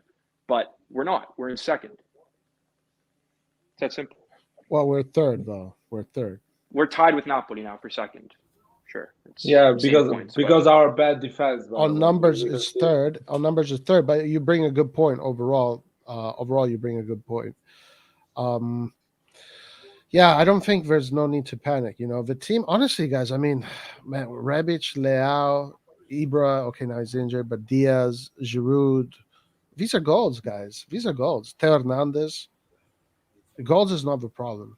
I agree with the concept. I mean, of course, you can always have better, and if opportunity arises, you can always have better. Nobody disagrees with that. But the other thing to consider, guys, is that now February, the calendar is kind of easy. They're all low team tables. March is going to be the same, low team tables. April is going to be the same, low team tables. And then May, we're going to have 4 games against Atalanta, Fiorentina, and I think Sassuolo. And then I believe another team. So that's going to be difficult. But leading up to May, we have a fairly easy schedule. Let's win the derby, guys. Let's win the fucking derby. And let's see what Inter is going to do with Bologna if they play that game. Because it's not everything sure. In my opinion, I've seen it. Inter is going to drop this season. I was not sure the previous season. I was telling Roy, I don't think they're going to drop. This season, I've seen something. They're going to drop. I do think like these past 3-4 games, Inter is like, yes, they've gotten kind of bailed out by a last minute goal, which, you know, you could argue that shows like, okay, they never give up, sign of character, sure. But I agree with you. Like last season against these teams, they wouldn't have relied on a 92nd, 93rd minute goal. And I feel like they're kind of masking a bit of an issue right now. So I think you're right. Like maybe if they don't score that 90th minute goal against Venezia, or they don't score the 90th minute goal in the Coppa Italia, things could look pretty different. So yeah, but the difference is I don't think Inter is, and I also. No, Nathan, it's like me saying we won against Verona last minute, so we have the quality to do it. And they lost Lukaku, and they are still head and shoulders above everyone else. Okay. I agree, but they're a bit less above everyone else. Nathan, you were last year. You're saying they're solving games if all because the teams are weakening, why would Milan not get better players? But we are over time. But that's what I'm saying is like we can't give up our long-term strategy. I'm not saying that, but you got to look at it like this. Look at it from one of the few players who can be considered world class, and then look at how our last look at our last 3 markets, including this year, last summer, and last January. You're not taking that seriously. Yeah, we're taking it seriously because we are top 4, man. We were finishing 6, 7, 8. We're fucking taking it seriously. What are you talking about? There was a time last year there where we were even in the top. But what do you mean by? But what do you mean by taking it seriously? Fucking that's what I don't get. Mirabelli was taking it seriously, buying Villa and bullshit like this. The players that we got this summer weren't our first, weren't our second, and weren't our third, fourth, or fifth choices. These guys were the bottom of the barrel. Because we didn't want to spend money. That is not true. It is true. But if it wasn't true, we would have got them in the beginning of the summer. It's true that we didn't want to spend. It's true that we didn't want to spend that much money, but we still spent on Tomori and bringing Tonali back. That's a big. That doesn't count. No. That does count. That does. Of course it counts. You cannot Mike count Magnan. What about Mike Magnan? Yeah, Magnan too. Magnan too. Tomori. Yeah. Magnan is an actual. What about the Tonali. investment they made? Listen, you know that right winger that we really want? They bought that player 3 years ago. His name is Leao. Right now, the investment is paying off. Leao is on the left side. I'm talking about the right side. Well, one at a time, Nathan. Give it time. You say they're not serious at all. We had time this summer. We had time last January. But we don't have. Dude, we had time this January. 3 transfer markets and not a single winger. Other big teams are not buying. Oh wait, I forgot. We got Mandzukic. We know how that turned out. Dude, exactly. That's not being serious. That's not being serious. That breaks all the I'm not taking that serious. Okay. But what do you mean by serious? What do you mean by serious? Eliano, 1 second. No, because the fundamental problem is, Nathan, for you taking it seriously means paying like a large sum of money for 1 or 2 players that are going to do what? We're not like it's a project that we're in. We're not at the point where we can afford to take a gamble on one big player, because if it doesn't work out, but it's a calculated gamble. So you can't go out and spend. You have to spend what you think a player is worth. They're not in that position to do that. You're not in that position. Paid $15 million for Ikone. Ikone is good for them. Oh my God! Oh my God! Ikone! Oh my God! Ikone! He's better than both Macias and Salamakers combined. He has a higher ceiling than any of those players. He has a higher ceiling than those players. You don't know, but I don't know, man. I do know. I wouldn't underestimate Salamakers, man. I wouldn't underestimate. I do know. I do know because I take the time and watch. You knew, Nathan. You knew about Auge as well, man. And we're fucking praising. Auge literally almost eliminated us from Europa. So let's not talk like you know something. There, you stick with two leagues, my guy. No, man. I knew something. I knew something because I say the Auge is fine to go. Leao needs to stay. I knew something. And I'll tell you something. Icone with an AC Milan shirt, he's going to fucking shake. He's going to take 6 months to play decently. And what he's going to do when he dribbles the... Because you know... No, listen to me. Let me... I want to... No, but that's the thing is, how is 34 years old, Nathan. I've seen it. 34 years old. I've seen it. How is spending... He's going to dribble a player you've seen him in Europa League. That's what I don't understand. And you've seen him in European competitions. You don't watch the league, though. I've seen Gurku. I've seen Thierry Henry. Okay, let's talk about a player from the other issue that I have with this perspective is that it doesn't matter if you don't like it or not. But the fact of the matter is, both Neres and Icone left. Two players who are simply head and shoulders better than Macias and Salamakers. Whether you like it or not, I don't care.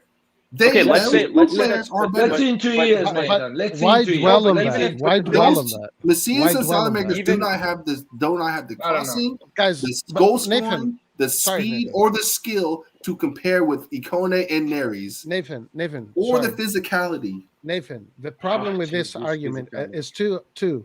First of all, dwelling on these things. I mean, we have who we have. We should be looking at who we have, who Fiorentina gets, whatever. But if you do want to dwell on that, fine. But the thing is that you need to know the details. Why wasn't Milan able to get Icone? We don't know. Did they try? I think they did try, but something happened. I don't think they tried very hard. Well, obviously, someone didn't. Okay. There's an agreement didn't come to. So who knows about this stuff, man? Well, okay, so but also, I'm not going to dwell on that. But also, from Sassuolo. But also, is he not a calculated worth? Yeah, So why didn't we go for him in this January? Sure. We offered 25 million, man. We offered. I'm talking about this January. Because Sassuolo is not selling a player in January. Do you understand that? But the thing is, do you understand? Yes. The thing is, Nathan, like I totally empathize with the frustration because I also wish that we could like get a piece in the offense that's finally going to unlock and turn us into Inter offensively.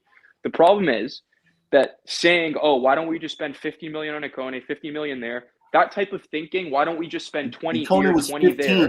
1.5. Whatever he was spending 15, 20 like on random players. Not that he's random. I'm sure he's a good player. But the point is, would you rather do that on Icone, or would you rather spend 30 million in 2 summers from now, or maybe next summer, on an actually very good player like a Berardi? Because I'm not talking about Berardi right now. I would have loved to sign him, but we tried that. But there's a difference between a player like him and Icone, because if you drop 15 million on a player like that, now you're stuck with that player plugging into your right wing for 2-3 years, and maybe he's good, but maybe he's not. So that's what I mean by this project. Every step that they've taken, they've been very careful. With Tomori, they wanted to find our next center back for a while. So what they did is they did a loan with an option to buy. They figured out that he's really good. And now he's going to be, and then they were like, okay, 28 million is a lot, but it's worth it for a player like him. Same with Tonali. They took a loan with an option to buy. So let me ask you, let me say this then. In Italy is probably, in terms of pace, the slowest league. Easily. In terms of players being able to shuffle their feet, reposition their body against a player who's simply quicker and faster, like what we saw happen to Roman today, Italy is going to be in the worst category. Icone is a player who directly dominates these categories. So you talk about a calculated risk. And you look at the attributes he has, you are taking a risk that is most likely going to pay off because he has the skills and the physical attributes that doesn't work in Italy. Dominate. That's what happened with Hakimi. And that is what happened with Lukaku. Don't put I'm going to. Why? I'm sorry. Where did Hakimi play? Where did Hakimi play? Yeah, but Hakimi is one of the best players in the world. You can't just. Yeah, but I'll answer because I'm not going to get an answer. Hakimi played on the right side of the field. But the issue for me with this is just like, I don't want to offend you, but just being salty that this didn't happen is like, who cares? I don't even care if it's those players, Roy. I don't care. I want players who have these attributes. I'm just listing them because these are players who went this January when we keep saying, well, these guys probably weren't available, but they left this January, so they were available. But I don't know all the details, so I don't know. I'm not going to comment on something. I understand we don't know the details, but I'm just letting you know that these guys were available. I trust Maldini. And they left I trust what Maldini is doing. I trust what this management is doing. Okay, I trust Maldini. I'm not going to comment on things that I don't know for sure. Offense. Florent, do you want to talk about something? I mean, do you want to answer Nathan about this topic? Do you want to add anything? I just want to know if I'm wrong about the difference in physical abilities of Italian teams compared to other teams in Europe. That doesn't mean anything. But we're talking about taking a calculated risk, right? If a player has abilities that will dominate the other attributes. It's not. Soccer's never been as simple as there's a reason. Sat here that these guys take calculated risk, and I literally just did the same thing, and I'm wrong. But that's not okay. Yeah, but if the player is tactically shit, then it doesn't mean anything.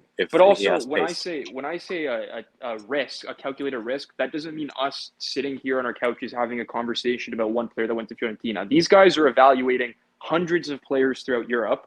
They have a certain price tag they think they meet. They have a certain quality their scouts tell them. Like, yeah, these players that you're listing might be good, solid players. But look, if they were as good as you think, they wouldn't be going to Fiorentina. They'd be going to better clubs. Like, a team like Fiorentina getting a player for 15 million is not something we should be spending. And I know you're just using him as an example. And I agree. Like, believe me, I want this Milan to get to a point where it's spending good money on good players. But I don't get frustrated just because there's like one player that we choose to miss out on. It's a 15 million player.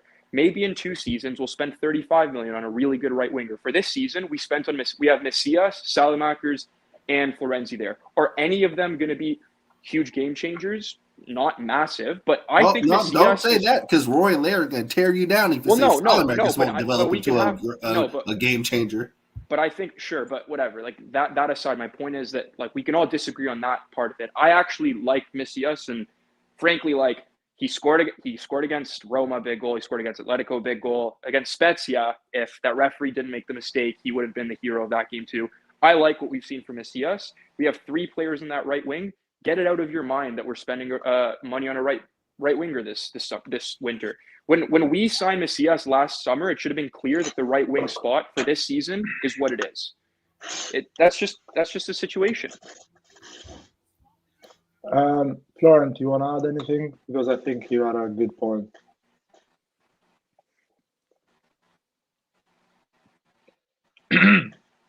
I think Florent is busy at the moment. Well, I want to add something, this pace and dribble and stuff. What about Nicolas Pepe from Arsenal? They bought him like, I don't know how much, 70 million. What is this guy doing now? He's not solving any problem at Arsenal. I think why we're fucking wasting so much time with a player that is 15 million at Fiorentina bought. Let's see how good he is. Like, we have to think about the Serie A right now. Messias and Salamakers, Rebic, Leao, Ibrahimovic, Giroud, Brahim Diaz, Theo Hernandez. These guys are good enough for the Serie A. Damn it. Exactly. They're good. Icone is not a better player than Messias, man. Yeah, he is. No, he's not. Icone has better dribbling. He has more pace. He's going to have more goals. He's also younger. Icone is only 23. He's more physical. Icone has better stats in every single department. He's not going to give more than Messias at AC Milan. I guarantee he would, man. I guarantee you guaranteed me about can also play striker as well. You guaranteed me about Auge as well. Like we keep saying we might want players who could play multiple positions. Can Macias play striker? Can Salamakers play striker? Here, I'll help you. The answer is no. Ikone can. You know what? Yeah, let me just say real fast. I don't underestimate the work Macias is doing. I think Macias is doing actually really good. I think he's doing really good. And I like Macias. I really do. But if you're talking about taking the team to the next level, you guys need to be serious about it then. But it's not Ikone that is going to bring the team at the next level. Again, how simple? It's so simple. You don't understand. Again, I'm not saying just Ikone. I'm saying players with these traits. I'm just listing Ikone and Aries because these guys went this January. It's not like this. For very cheap amounts of money. No, but I don't think it's that easy, though. You're making it. So we don't have 15 million. Right. We spent the whole January trying to get a player who's 40 million, but we don't have 15 million for a winger. Yeah, because Ikone is one of many. I think. Bro, come on, man. And Botman ain't even worth 30, bro. Ain't even worth that. You know what? If you're saying so, I'm really happy because that means he's gonna be an incredible player. If you're saying so. Flora, do you want to say anything, man? You're coming in with different devices, in and out. Yeah, because I'm not home, man. I don't have a great internet connection. That's why it's disconnecting sometimes. But I don't really know where to jump in. I don't agree with Nathan about a lot of stuff. You can start with one, just to explain. To get to a place doing the bare minimum, he doesn't want to spend a lot of money trying to stay in Champions League zone. He wants to do the bare minimum and patch up the team doing the bare minimum in those positions that we need. He's not going to sign any star or any mildly expensive player. He just wants to stay in Champions League for a while before he spends. I just looked up Neres' as a transfer to Shakhtar. He went for 12 million. So he went to Shakhtar? He went to Shakhtar Donetsk. Okay, that's how you know. For 12 million. Yeah, yes. That's how you know. And maybe after like the variables or this and that, it might increase to 16. Exactly. No one wants. I'm tired of these excuses, bro. Listen. The way you're evaluating him, he should have went to City or like Barcelona. But he went to Shakhtar. We have to be careful with the Ajax players, because we need to join those teams because they don't need players in those positions. Look at Kluivert. Yeah, they do, man. Guys, look at Kluivert. He was supposed to be the next big thing, killing it. And Neres is 24 years old too. These players are all be careful with all in the range that we want. By the way, 24. I think you're just a fan of them, man. You're a fan of them. I'm just saying. I'm only using these two because they left this January. Meanwhile, we were focused on a player that was never going to come this transfer period. I know that, man. Okay. You don't know what they're doing. So, Roy, when he doesn't come, if he comes, I will come on here and say, you guys were right. But if he doesn't come, I want y'all to man up and say that I was right. Are you talking about Botman? Yes. No, because for me, okay, there's the excuse. Hold on, if it's not an excuse for me, they're maybe securing it for the summer. And if that's what they're doing right now, that's what they're doing. I'm not going to be desperate about it. That's just something that they might be doing. That's it. I don't care about the summer, bro. I'm talking about now, my man. God. I'm talking about Nathan, it's not a fucking video game. It's not a fucking video game. You're not going to keep in the bench or in the stands. You know what's Kalulu, Gabbia, and how the fuck is Romagnoli and playing Botman and Tomori. Man, things needs time. And Lille, by the way, you don't consider one thing. That Lille doesn't want to sell. Whatever money you give them, they say, no, I don't want to sell now. I'm going to give it to you in the summer. Come back in the summer, make the transfer, and you get the player. End of the story. The same thing for the players we want. The players we are targeting, they're not available now. The club is not releasing them now for whatever money because they have sporting objectives to achieve at the end of the season. So that's why we're not making any move, because the players we want, they're not moving. Even if you pay double of the money, they say, no, I don't care. So that's why. Yeah, it's difficult. But it's simple. It's not a video game. FIFA, you click there and you get the player. How do you know they're not? How do you know they're not? It's not over yet. There's another week. How do you know they're not? So why are we not getting a person who can give Diaz competition then? How do you know they're not? Bro, they're not going to, bro. These guys are only focused on defenders. Oh, Nathan, my question is, how do you know that player is available in the market? Bro. How do you know there that are players everywhere available? No, because we everywhere. We've already seen it. That's why I keep using Ikone and Neri because you keep saying, well, how do you know these guys are available? Because they are not good. I think that they're not good, Nathan. They're not good. If Maldini, Massara decided you can't say if somebody's good if you don't watch them outside of. Okay. So let me ask you this, Nathan. Let me ask you this. Do you think Maldini and his team looks at other players from around other leagues in his scouting department? Bro, that's the whole point I'm making here. No, do they yes or no? Do they yes or no? Yeah, when it comes to defenders. So don't take it from me. Take it from them. They probably thought it was. And I am taking it from them. I'm taking the fact that these guys don't care about the offense. They only care about the defense. Oh, man. Come on, man. What? I'm sorry. What did we do last January when our offense was depleted? What reinforcement came? Mandzukic.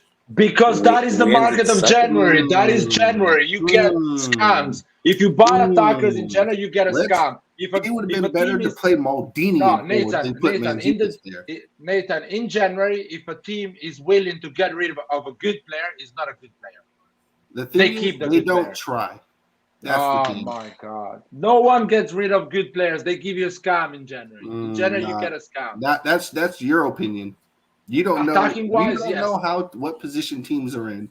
You don't know. Just like I don't know, you don't know. Listen, Nathan. Try to get Cavani from Manchester United. Cavani, you cannot get him because Manchester United is saying no. I need him because I want to go top 4 at the end of the season. I don't care, even if he plays one game.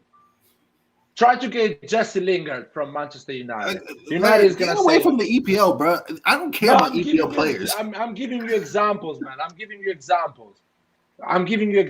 If you get, let's say you want to get a player from PSG. If they're going to give you a player, stop listing teams who are going to overprice their players. You're listing players that are obviously not going to be feasible, bro. Nathan, but if you buy. I'm being realistic, man. Who are not Nathan. 1 second. If you are aiming to win the Scudetto, you need to buy players for teams that are aiming for the same objective. You're not you keep listing nothing but EPL teams because you're conditioned by the EPL. No, you're not buying a player that play. Okay, you're not buying a player that plays for Brest. I'm sorry. Do you know any players from Brest? Do you know any players from Rennes? Do you know any of these players? No, you don't. You can list them, but you don't know how they play because you don't watch, bro. I can't. Yeah, but Maldini watches, man. Maldini watches them, man. There's a fucking 100 people as a scouting department 100 people, and yet not one person comes in that can be worthwhile. Okay, that tells me one thing: our scouting sucks. Wait, but how can you say that with the players that have been brought into because Milan right now? Because we needed these players for the past 5 years. What about the players that we have now, bro? The left side, Leao took 3 years. That's fine. He's young. That's fine. No, it didn't take 3 years, man. Sucks. Nathan, it didn't take 3 years. Our forwards are old. No, Nathan. Wingers are just like okay. It didn't took 3 years, Nathan. Dystopia, man. This is dystopia. Nathan, it didn't take 3 years. He's just upset that we didn't win against Juventus. Nathan, the second year, Leao achieves his objective. No, he didn't. Finish top 4. Finish top 4. Actually, Leao's first 2 years, he had the same stats. Oh my god! You're being way cares too about individual stats, man? So what cares about Larry, if you complete your objective, what is your objective as a player? Where's Red Out, guys? Oh, dude, my objective as an AC Milan is to finish top 4. Leao second season finished top 4.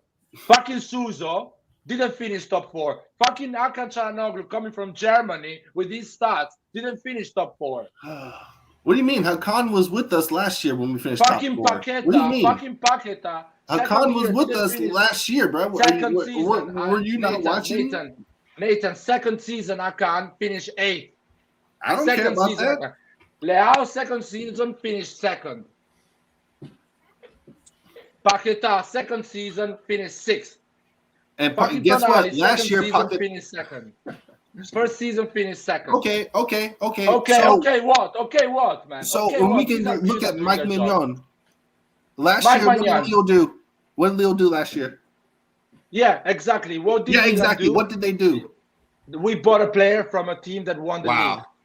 Okay. Yeah, wow. And guess what Fiorentina did? Bought a player that won the league. No, that team is not winning the league now. Now it's no. That team is not winning the league now. Even though he completed his objectives, now it's no. You see how you don't even follow your own narrative, bro? No, I follow the team, man. I follow the team. But you just said as a player, Leao completed his objective by getting to 4th place. Ikone last year won the league. That's an objective. And yet that's a big reason. He's a big reason why they won. Not just Mike. He's a big reason. That is your opinion. It's not my opinion, bro. That's what it is.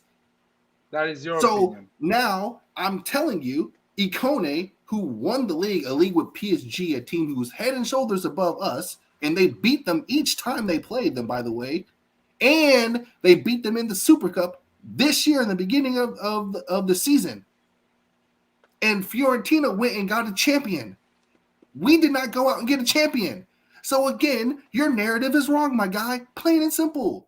No, it's not wrong, man. Of course it's not wrong because you don't think it, but that's what it is. They won the league. We got Mike, who's a champion. Ikone is also a champion, and they got him for 15 million. Would you sit right now with, let's say, all the knowledge that you have now? I just want to know if this all the knowledge that you have right now, with everything that you have right now, would you go right now in front of Maldini and his group of squad and talk to them like this? Hold on. Can you repeat that? I couldn't really hear you. Would you go right now in a room with Maldini and all his group of people, right? That make the decisions, that scouting, all the people that know all the bureaucracies that is happening, man.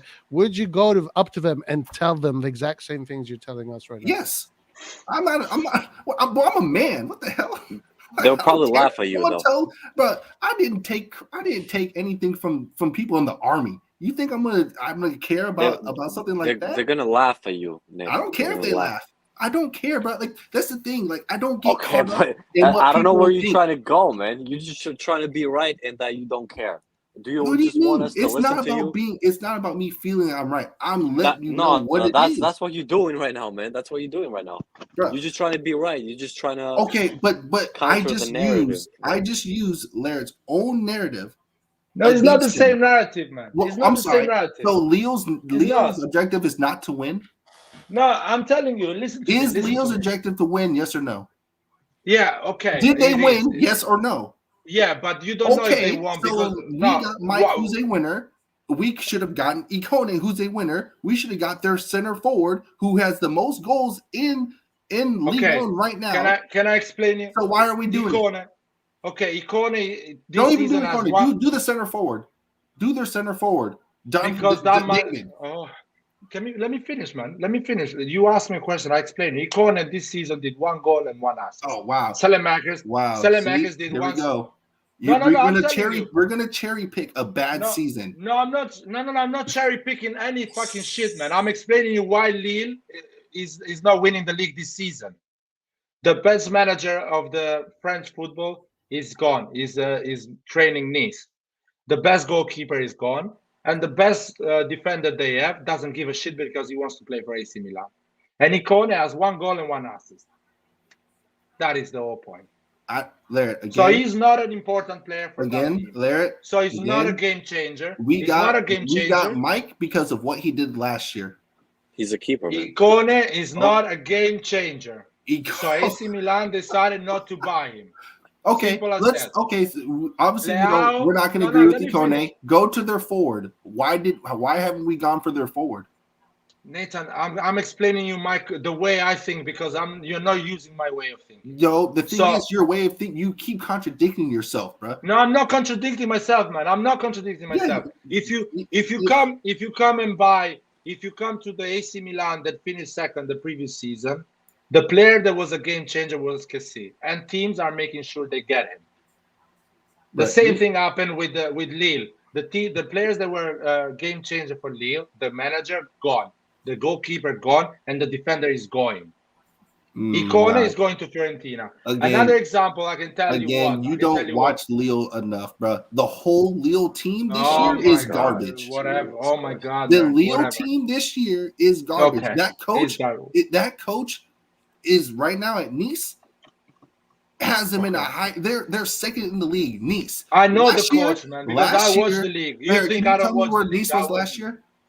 Huh? Can you tell me where Nice was last year? No, I don't remember exactly. No, you don't know. That's what it is. I don't remember, man. Exactly. And he said he's not trying to be right. You are Nice trying to be right. Nice was middle table or maybe lower. Now they're second place. Oh, so you don't know exactly where is it? Because I couldn't answer you mid table. Jesus Christ. Right now they're second, bro. Nice. I know that. I know. The manager is the key. No, Nice weren't playing like this last year. The coach is making them play like this, bro. But look at Leipzig too. Leipzig changed their coach, and their coach jacked up the whole season. Nathan, can I finish one fucking topic for 30 seconds? Buying Icone from Lille is like coming to AC Milan and buying Salamakers. No. Because Salamakers isn't a winner. Fuck no, it is man. It's the same thing. Salamakers is the How can you say he's not a winner? If Salamakers was a true winner, he would have been at the Euros instead of Doku. But he wasn't. Bro, he's 21. And Doku's younger than that. And Doku was selected, so Doku is actually better than him. Oh my God, dude. Thank you. We'll move on from that. This guy has as a 21, 22-year-old has been in the team as a starter, but has competed for the Serie A. Like, this is not, there are not many players capable of doing that. Salamakers we got Salamakers because he's the cheaper option. No, Nathan, I gave you an answer. You went to Doku. I explained you what does it mean to buy Icone from Lille. It's like coming to AC Milan and buying Salamakers. Right. And you're not buying a key player. And again, I told you. And you went to Doku. You were talking about Doku. Your answer was, I told you, Lille this season as a team is struggling.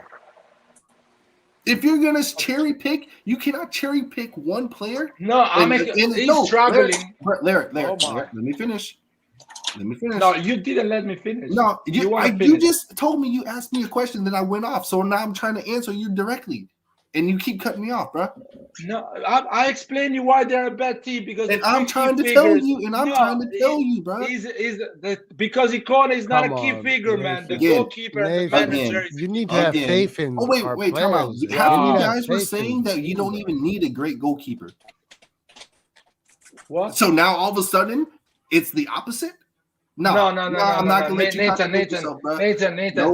don't change the narrative. I was the fucking only one. Try again. I say, no, you try again. You were crying like a little baby. I'm gonna explain it to you again, Laird. I'm gonna talk real slow. If I need to use crayons, I'll use crayons to help you figure it out. Yeah, sure. Yeah, go. Lille this year is not the same as Lille last year. Yes, they have the majority of their players, but the coach and his tactics are destroying that team. I know that. Why are you telling me something that I know? Picking a bad that doesn't season. help your argument, though. That just means it doesn't help your fucking argument, Nathan. He's a shit player. He's a crap player, man. And look, I'm not gonna say. Wow, I'm not gonna say he's a crap player. I'm sorry. Hold on. What if he's not what they want to spend on? How were Milan doing when we had Gianpaolo? What? How are we doing? Oh my God. Bad. Why do you go down these downward spirals? I don't know, man. I don't know. So again, when we had Gianpaolo, we were doing horrible. Okay. Now we all know I don't really care for Pioli, but when Pioli came, things changed for the better. Just like with Leo's coach left and they got a new coach, and things changed for the worse. That's how things happen sometimes. Wow. I don't know. So who cares about Icone, man? Why do you care about Icone? Who cares? Lille is a shit team and he's getting rid of him. Would make our team better. Salamakers all day. Messias all day. Salamakers is garbage. Diaz all day. I'm sorry. I'm not gonna Forza Milan. Forza Milan per sempre. These guys are showing me they have the spirit to play the Milan. That's all I care about, man. Right. That's all I care about. That's it. There's a reason why Messias has benched Salamakers. He's garbage. Fine. There's a reason. Think it that way. thinking that way, but it's not about me thinking about it. It's what's happening. It's what's happening, Roy. Not here, right now, Roy. Macias absolutely is wrong. benching Salamakers. Farsa Macias. We're gonna kick ass. We're gonna bring us the. I hope so. I hope so. But as of now, Salamakers, he's not good, bro. There's a reason why Macias benched him. That's not true. I'm not even. I'm not gonna get. I'm not gonna get into bench them too. This argument made sense when it was about. This argument made some sense when it was about like, should we spend more and be more aggressive in the transfer market? But now that we're spending 2 hours talking about Ikone, it's just like, what's the point of this? Like, let's pause. The point is, what I'm saying is we wasted time on a defender that was never going to come this market. But you can work on the defender for the whole 6 months. You can work on that. So we're gonna change. Nathan, you're right, man. You're right. But again, defending, we are wrong. Defending we don't is not this team's problem. Let's talk about something else that is very on the right now. I have something I'm going to share, and this is a good one here because it's going to spark a debate. Kessie, according to reports, says that he does not want to go to another club. And he wants to respect Milan's contract and fight for the Scudetto until the end. And he wants to stay with Milan this January. This is the last thing that has come out about Kessie. What do you guys think about this? And did that report also say, because I read one that apparently like Milan accepted an offer from Tottenham or something, or they came to an agreement, but then Kessie said no to it? The former Juventus director immediately began talks with Milan, and after a few days of negotiations, the two clubs reached an agreement for the immediate transfer of Ivorian. However, it was Kessie himself who said no, because the 25-year-old intends to honor his contract with the Rossoneri and stay until the end of the season. Bullshit. And Roy, guess what? The Nathan of the Tottenham fans is complaining why they didn't buy Kessie. Why Tottenham didn't buy Kessie? Tottenham hasn't bought him yet because he can come for free. No, because he doesn't want to go. And you're saying another Nathan on the other side of Tottenham supporters is saying why we didn't get him in January. We don't have to bring it back to We don't have to sell him, Larry. And not only that, Kessie also has the decision on whether he wants to go or not. The player has a decision too. If the player has a right to say, "I want to respect the contract and see it out." It's not about that. He just wants to go somewhere else. And that's fine too. No, I don't believe. Yeah, but okay, but you have to come out and say that I want to go somewhere else. Not I legitimately excuse. Right. I legitimately, this is just pure feels. I legitimately feel like he really means it. Like he wants to finish out the season and fight for the Scudetto because he believes it. And there's nothing wrong with that. He's well within his right to do so. No, man, he's a piece of shit because we lost 20 million, him not moving in January, and he's going to go at PSG or another club. Yeah. He doesn't really care about us. He doesn't care about the Scudetto. Of course he cares, because he's an athlete and he wants to win. But it's the second or the third thoughts he has in that moment. He's caring about his 9 million net, about his bonusing if he signs for a big club, and because he's not going to Tottenham but to another club. That's what he cares. And he's a big piece of shit. Another thing. But anyway, I'm gonna support him until he wears that AC Milan shirt. But at the same time, like if he helps us make the Champions League again and maybe challenge, he'll be an important player for that for sure. I mean, 20 million. I'd rather the 20 million, but it's close because to me, securing Champions League is worth that amount. So you're not going to replace Kessie with any player that we can, but I feel a lot safer. Final month of the season. We're in May. Let's say we're like 4 points ahead of fifth spot theoretically. I feel more comfortable having Frank Kessie there than Krunic. God love Rade Krunic, but guys, I would love to have Frank Kessie just until the end of the season. That would be fantastic because I still think he's a great player, like a really great player. Yeah, I agree. But would you rather take 20 million in January? No, I would rather no. keep. I'd rather keep Kessie and try and fight for the Scudetto. Yeah, I agree. But If it was something along the lines of maybe 30 or 40, that's Guys, another what is that story. noise? Nah, no one's gonna. What is give that that noise, money. guys? I don't know. That's not Sounds me. like sounds like someone's taking a piss, dude. What Yeah, the fuck? that ain't me. Nah, if it was like 30 or 40 million, which no club's gonna do, then I can understand. But for 10 or 20 million, nah, it's just better to keep him and I agree with make that. sure we can at least challenge for this year. Yeah, I totally agree with that. I think he's still a great player. I mean, wouldn't it be something if at the end of this he ends up re-signing with us? I totally think that can happen too. I honestly think it's such a Honestly, I wouldn't even be that shocked if it happened. But I think he just wants to see. He wants to see where Milan is going to be, because I think it would be in his best interest, career-wise, to keep on going with Milan. I mean, yeah, but these guys care about money at the end of the day. So I think what it is the agent is biding time and using all the leverage he has, which is within his right, and saying like, let's see what these other teams offer us. At the end of the day, maybe they'll offer him 4 or 5 million a season more, and he'll take it. Whatever, sure. But maybe he'll end up only getting an offer that's 1 or 2 million more, or the same as Milan's offering, and he ends up staying. Who knows? I don't think it's a foregone conclusion that he's gone. I don't think it is, but it really does depend on what kind of project he's offered and what kind of money he's offered. That is enticing, I mean, at the end of the day, they do have a right to make those decisions and say, I mean, if LeBron did it, Well, yeah, this is his final big contract of his career, right? He's like, no, I don't think so. I don't think so. This is his second, because then he's got another one that's coming up. Sorry, it's going to be his biggest though. I mean, he's 25 so far, but in 3 or 4 years, if he keeps going at this rate and doing great, he can ask for another big one.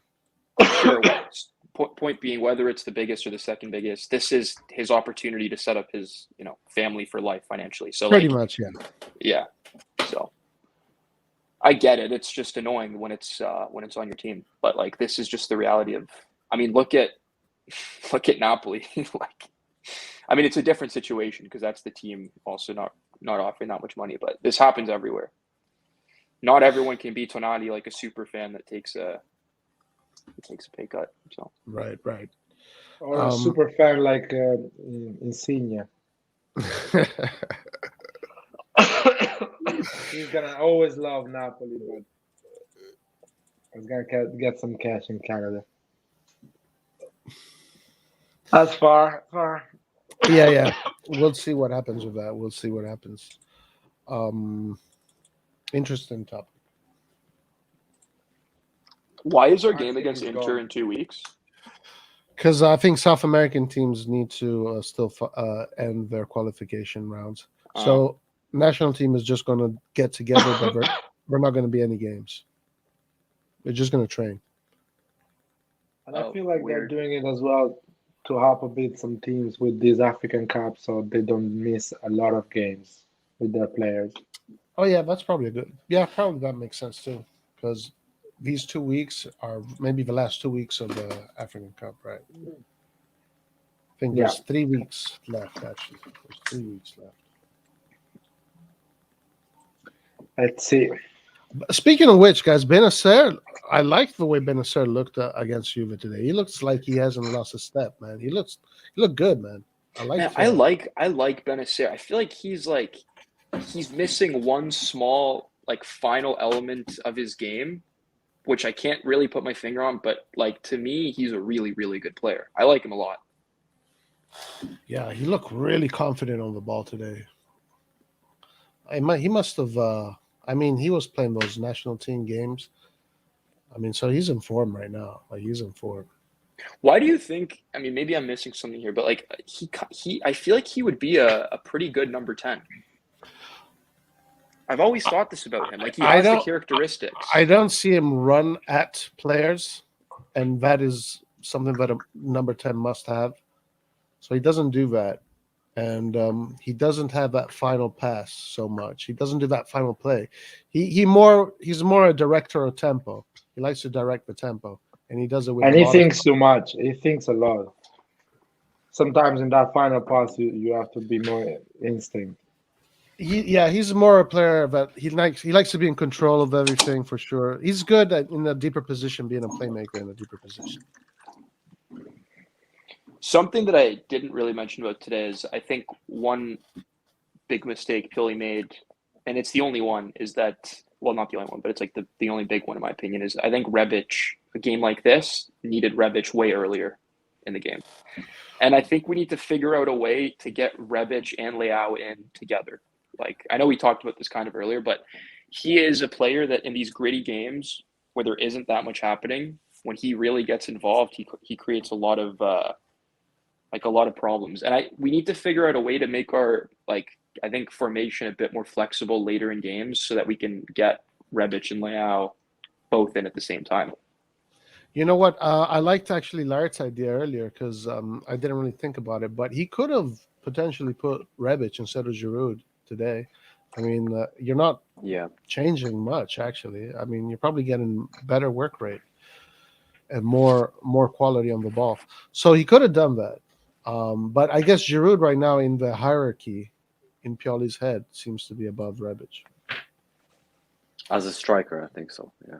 Yeah. But yeah, I was pretty disappointed with the subs also.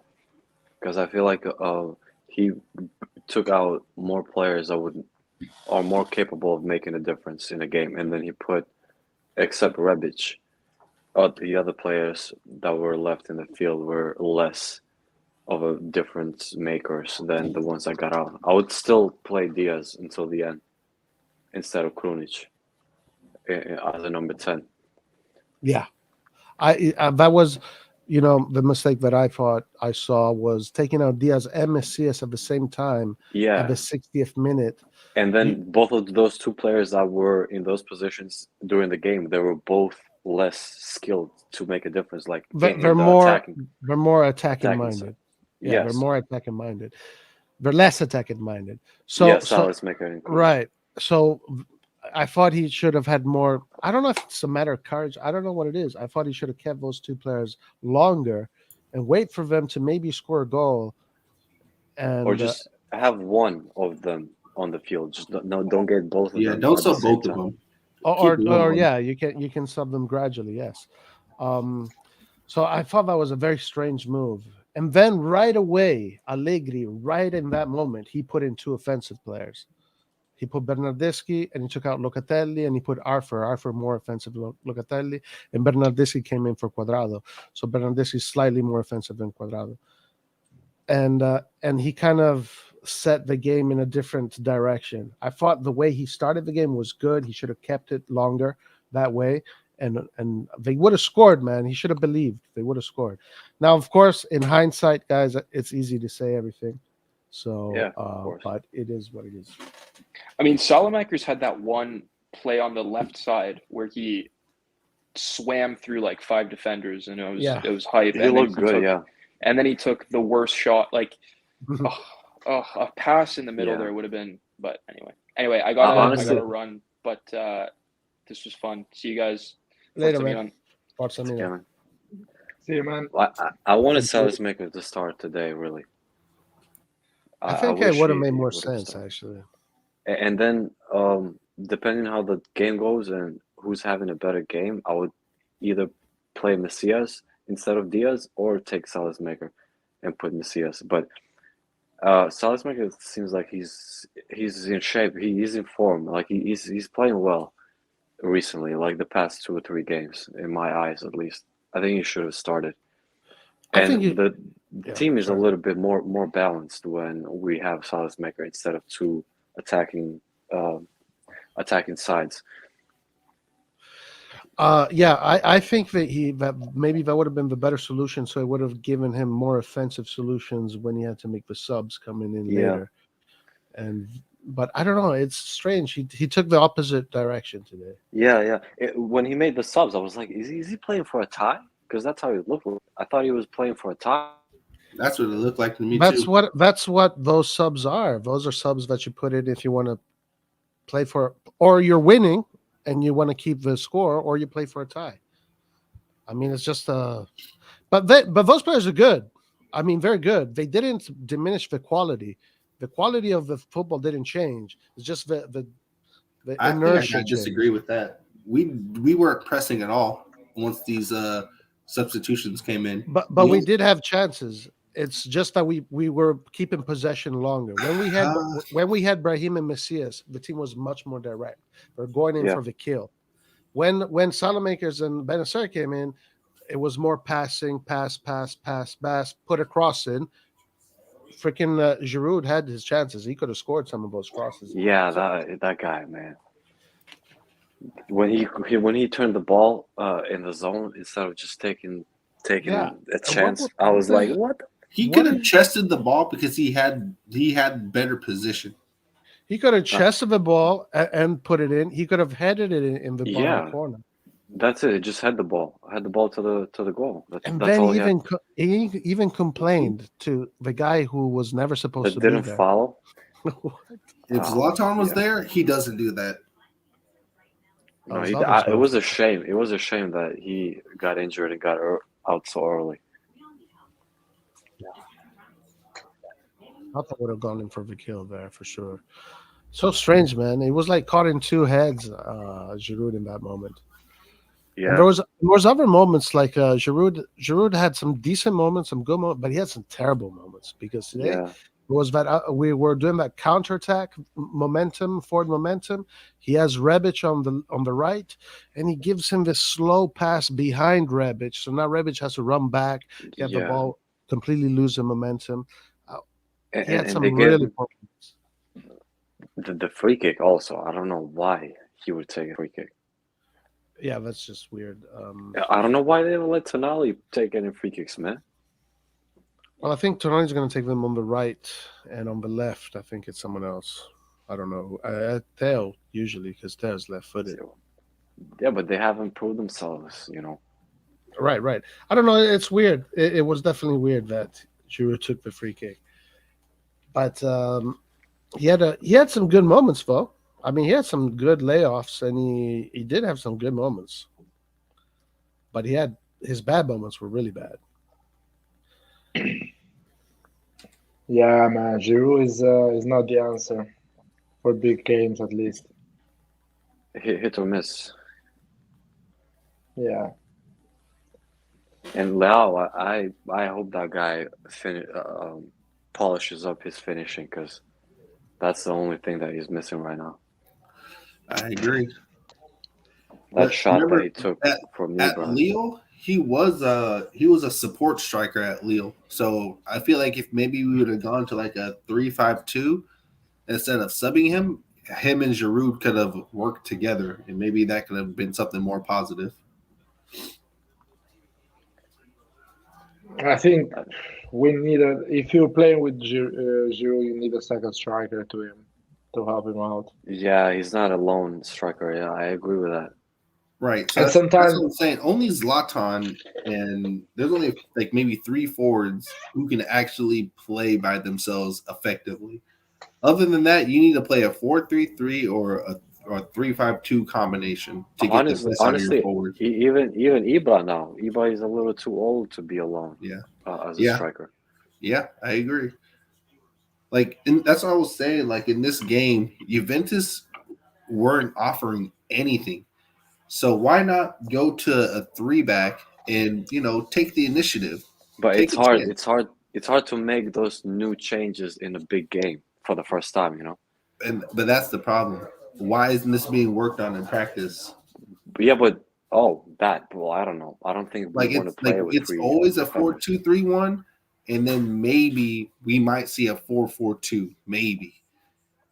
But other than that, there's no plan B. When plan A doesn't work, we see what happens. The tactical flexibility is not there. And I can understand because before we had many injuries, so obviously the tactical ability is limited. But our whole offense is here. So there's no excuse now. Like I ain't gonna sugarcoat it. My problem is why you need wider players when you already have Theo Hernandez that can go wide on that left wing. So just tell Rebic to stay more in the center, close to Giroud. And Theo can actually run on that wing by himself, you know. He doesn't need a guy in front of him. He can just have the space to push in that wing. And Rebic in the middle, maybe Rebic with Diaz close. Yeah. Yeah, go for it. Sorry. Didn't mean to interrupt. No, I was just going to say Rebic wasn't running as much as... I think we lost you. I think now it's better.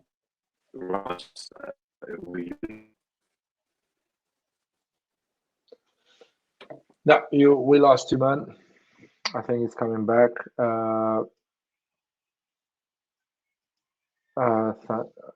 What I was saying, yeah, basically, if you put Rebic closer to Giroud, you let that left wing just Theo pushing there, Selemakers, and that's it. And maybe you keep at midfield and Brahim Diaz, you know. I don't know. You can just move around the players a bit, staying more closer to Giroud.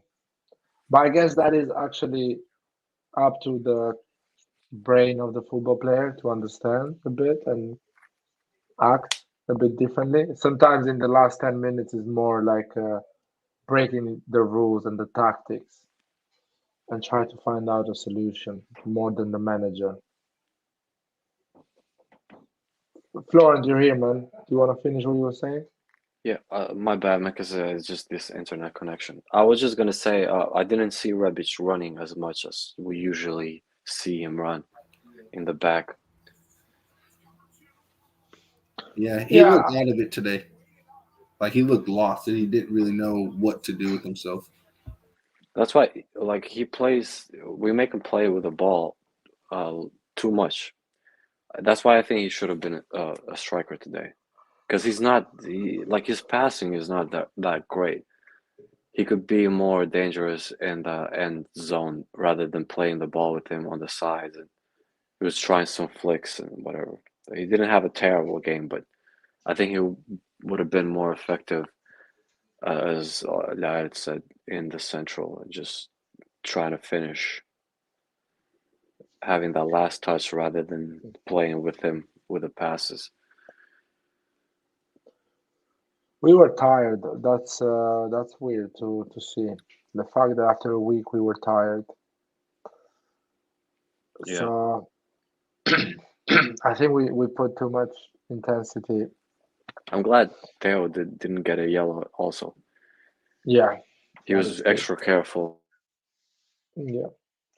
Seriously, I hope we win the derby, man. We just need to win the derby and hopefully Inter kind of drop some points against Bologna or against big teams like Juventus, Napoli, Roma, Lazio. These teams, if they drop points around the league, you know, challenging for the league is going to be still open, and we need to stay there. We need to stay 4 points, 3 points, not too far from Inter, and believe that we can make it. At a certain point, if you are 3 points from Inter, let's say in the last 10 games, the pressure is on Inter. They're going every game and they have to win, not us. They're going to go, oh shit, we have to win this one or we're going to bottle the league. So that's the thing. The pressure is on them after you are close to them and there is a few games at the end. Roy, I'm going to close the live, man. Pretty tired here. Let's talk next time during the week. I don't know if Roy is still here. Thanks everyone for joining this post match. Final thoughts? You guys want to? Is that your dog? We didn't lose, so Forza Milan. Yeah, and there is a lot to improve, of course, and that's a good thing. If you have a lot to improve and you can see the team can improve, It's just gonna get better. Florent?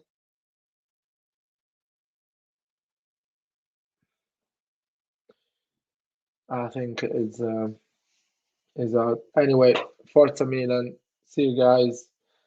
Thanks for tuning in. Thank you guys, and see you next time.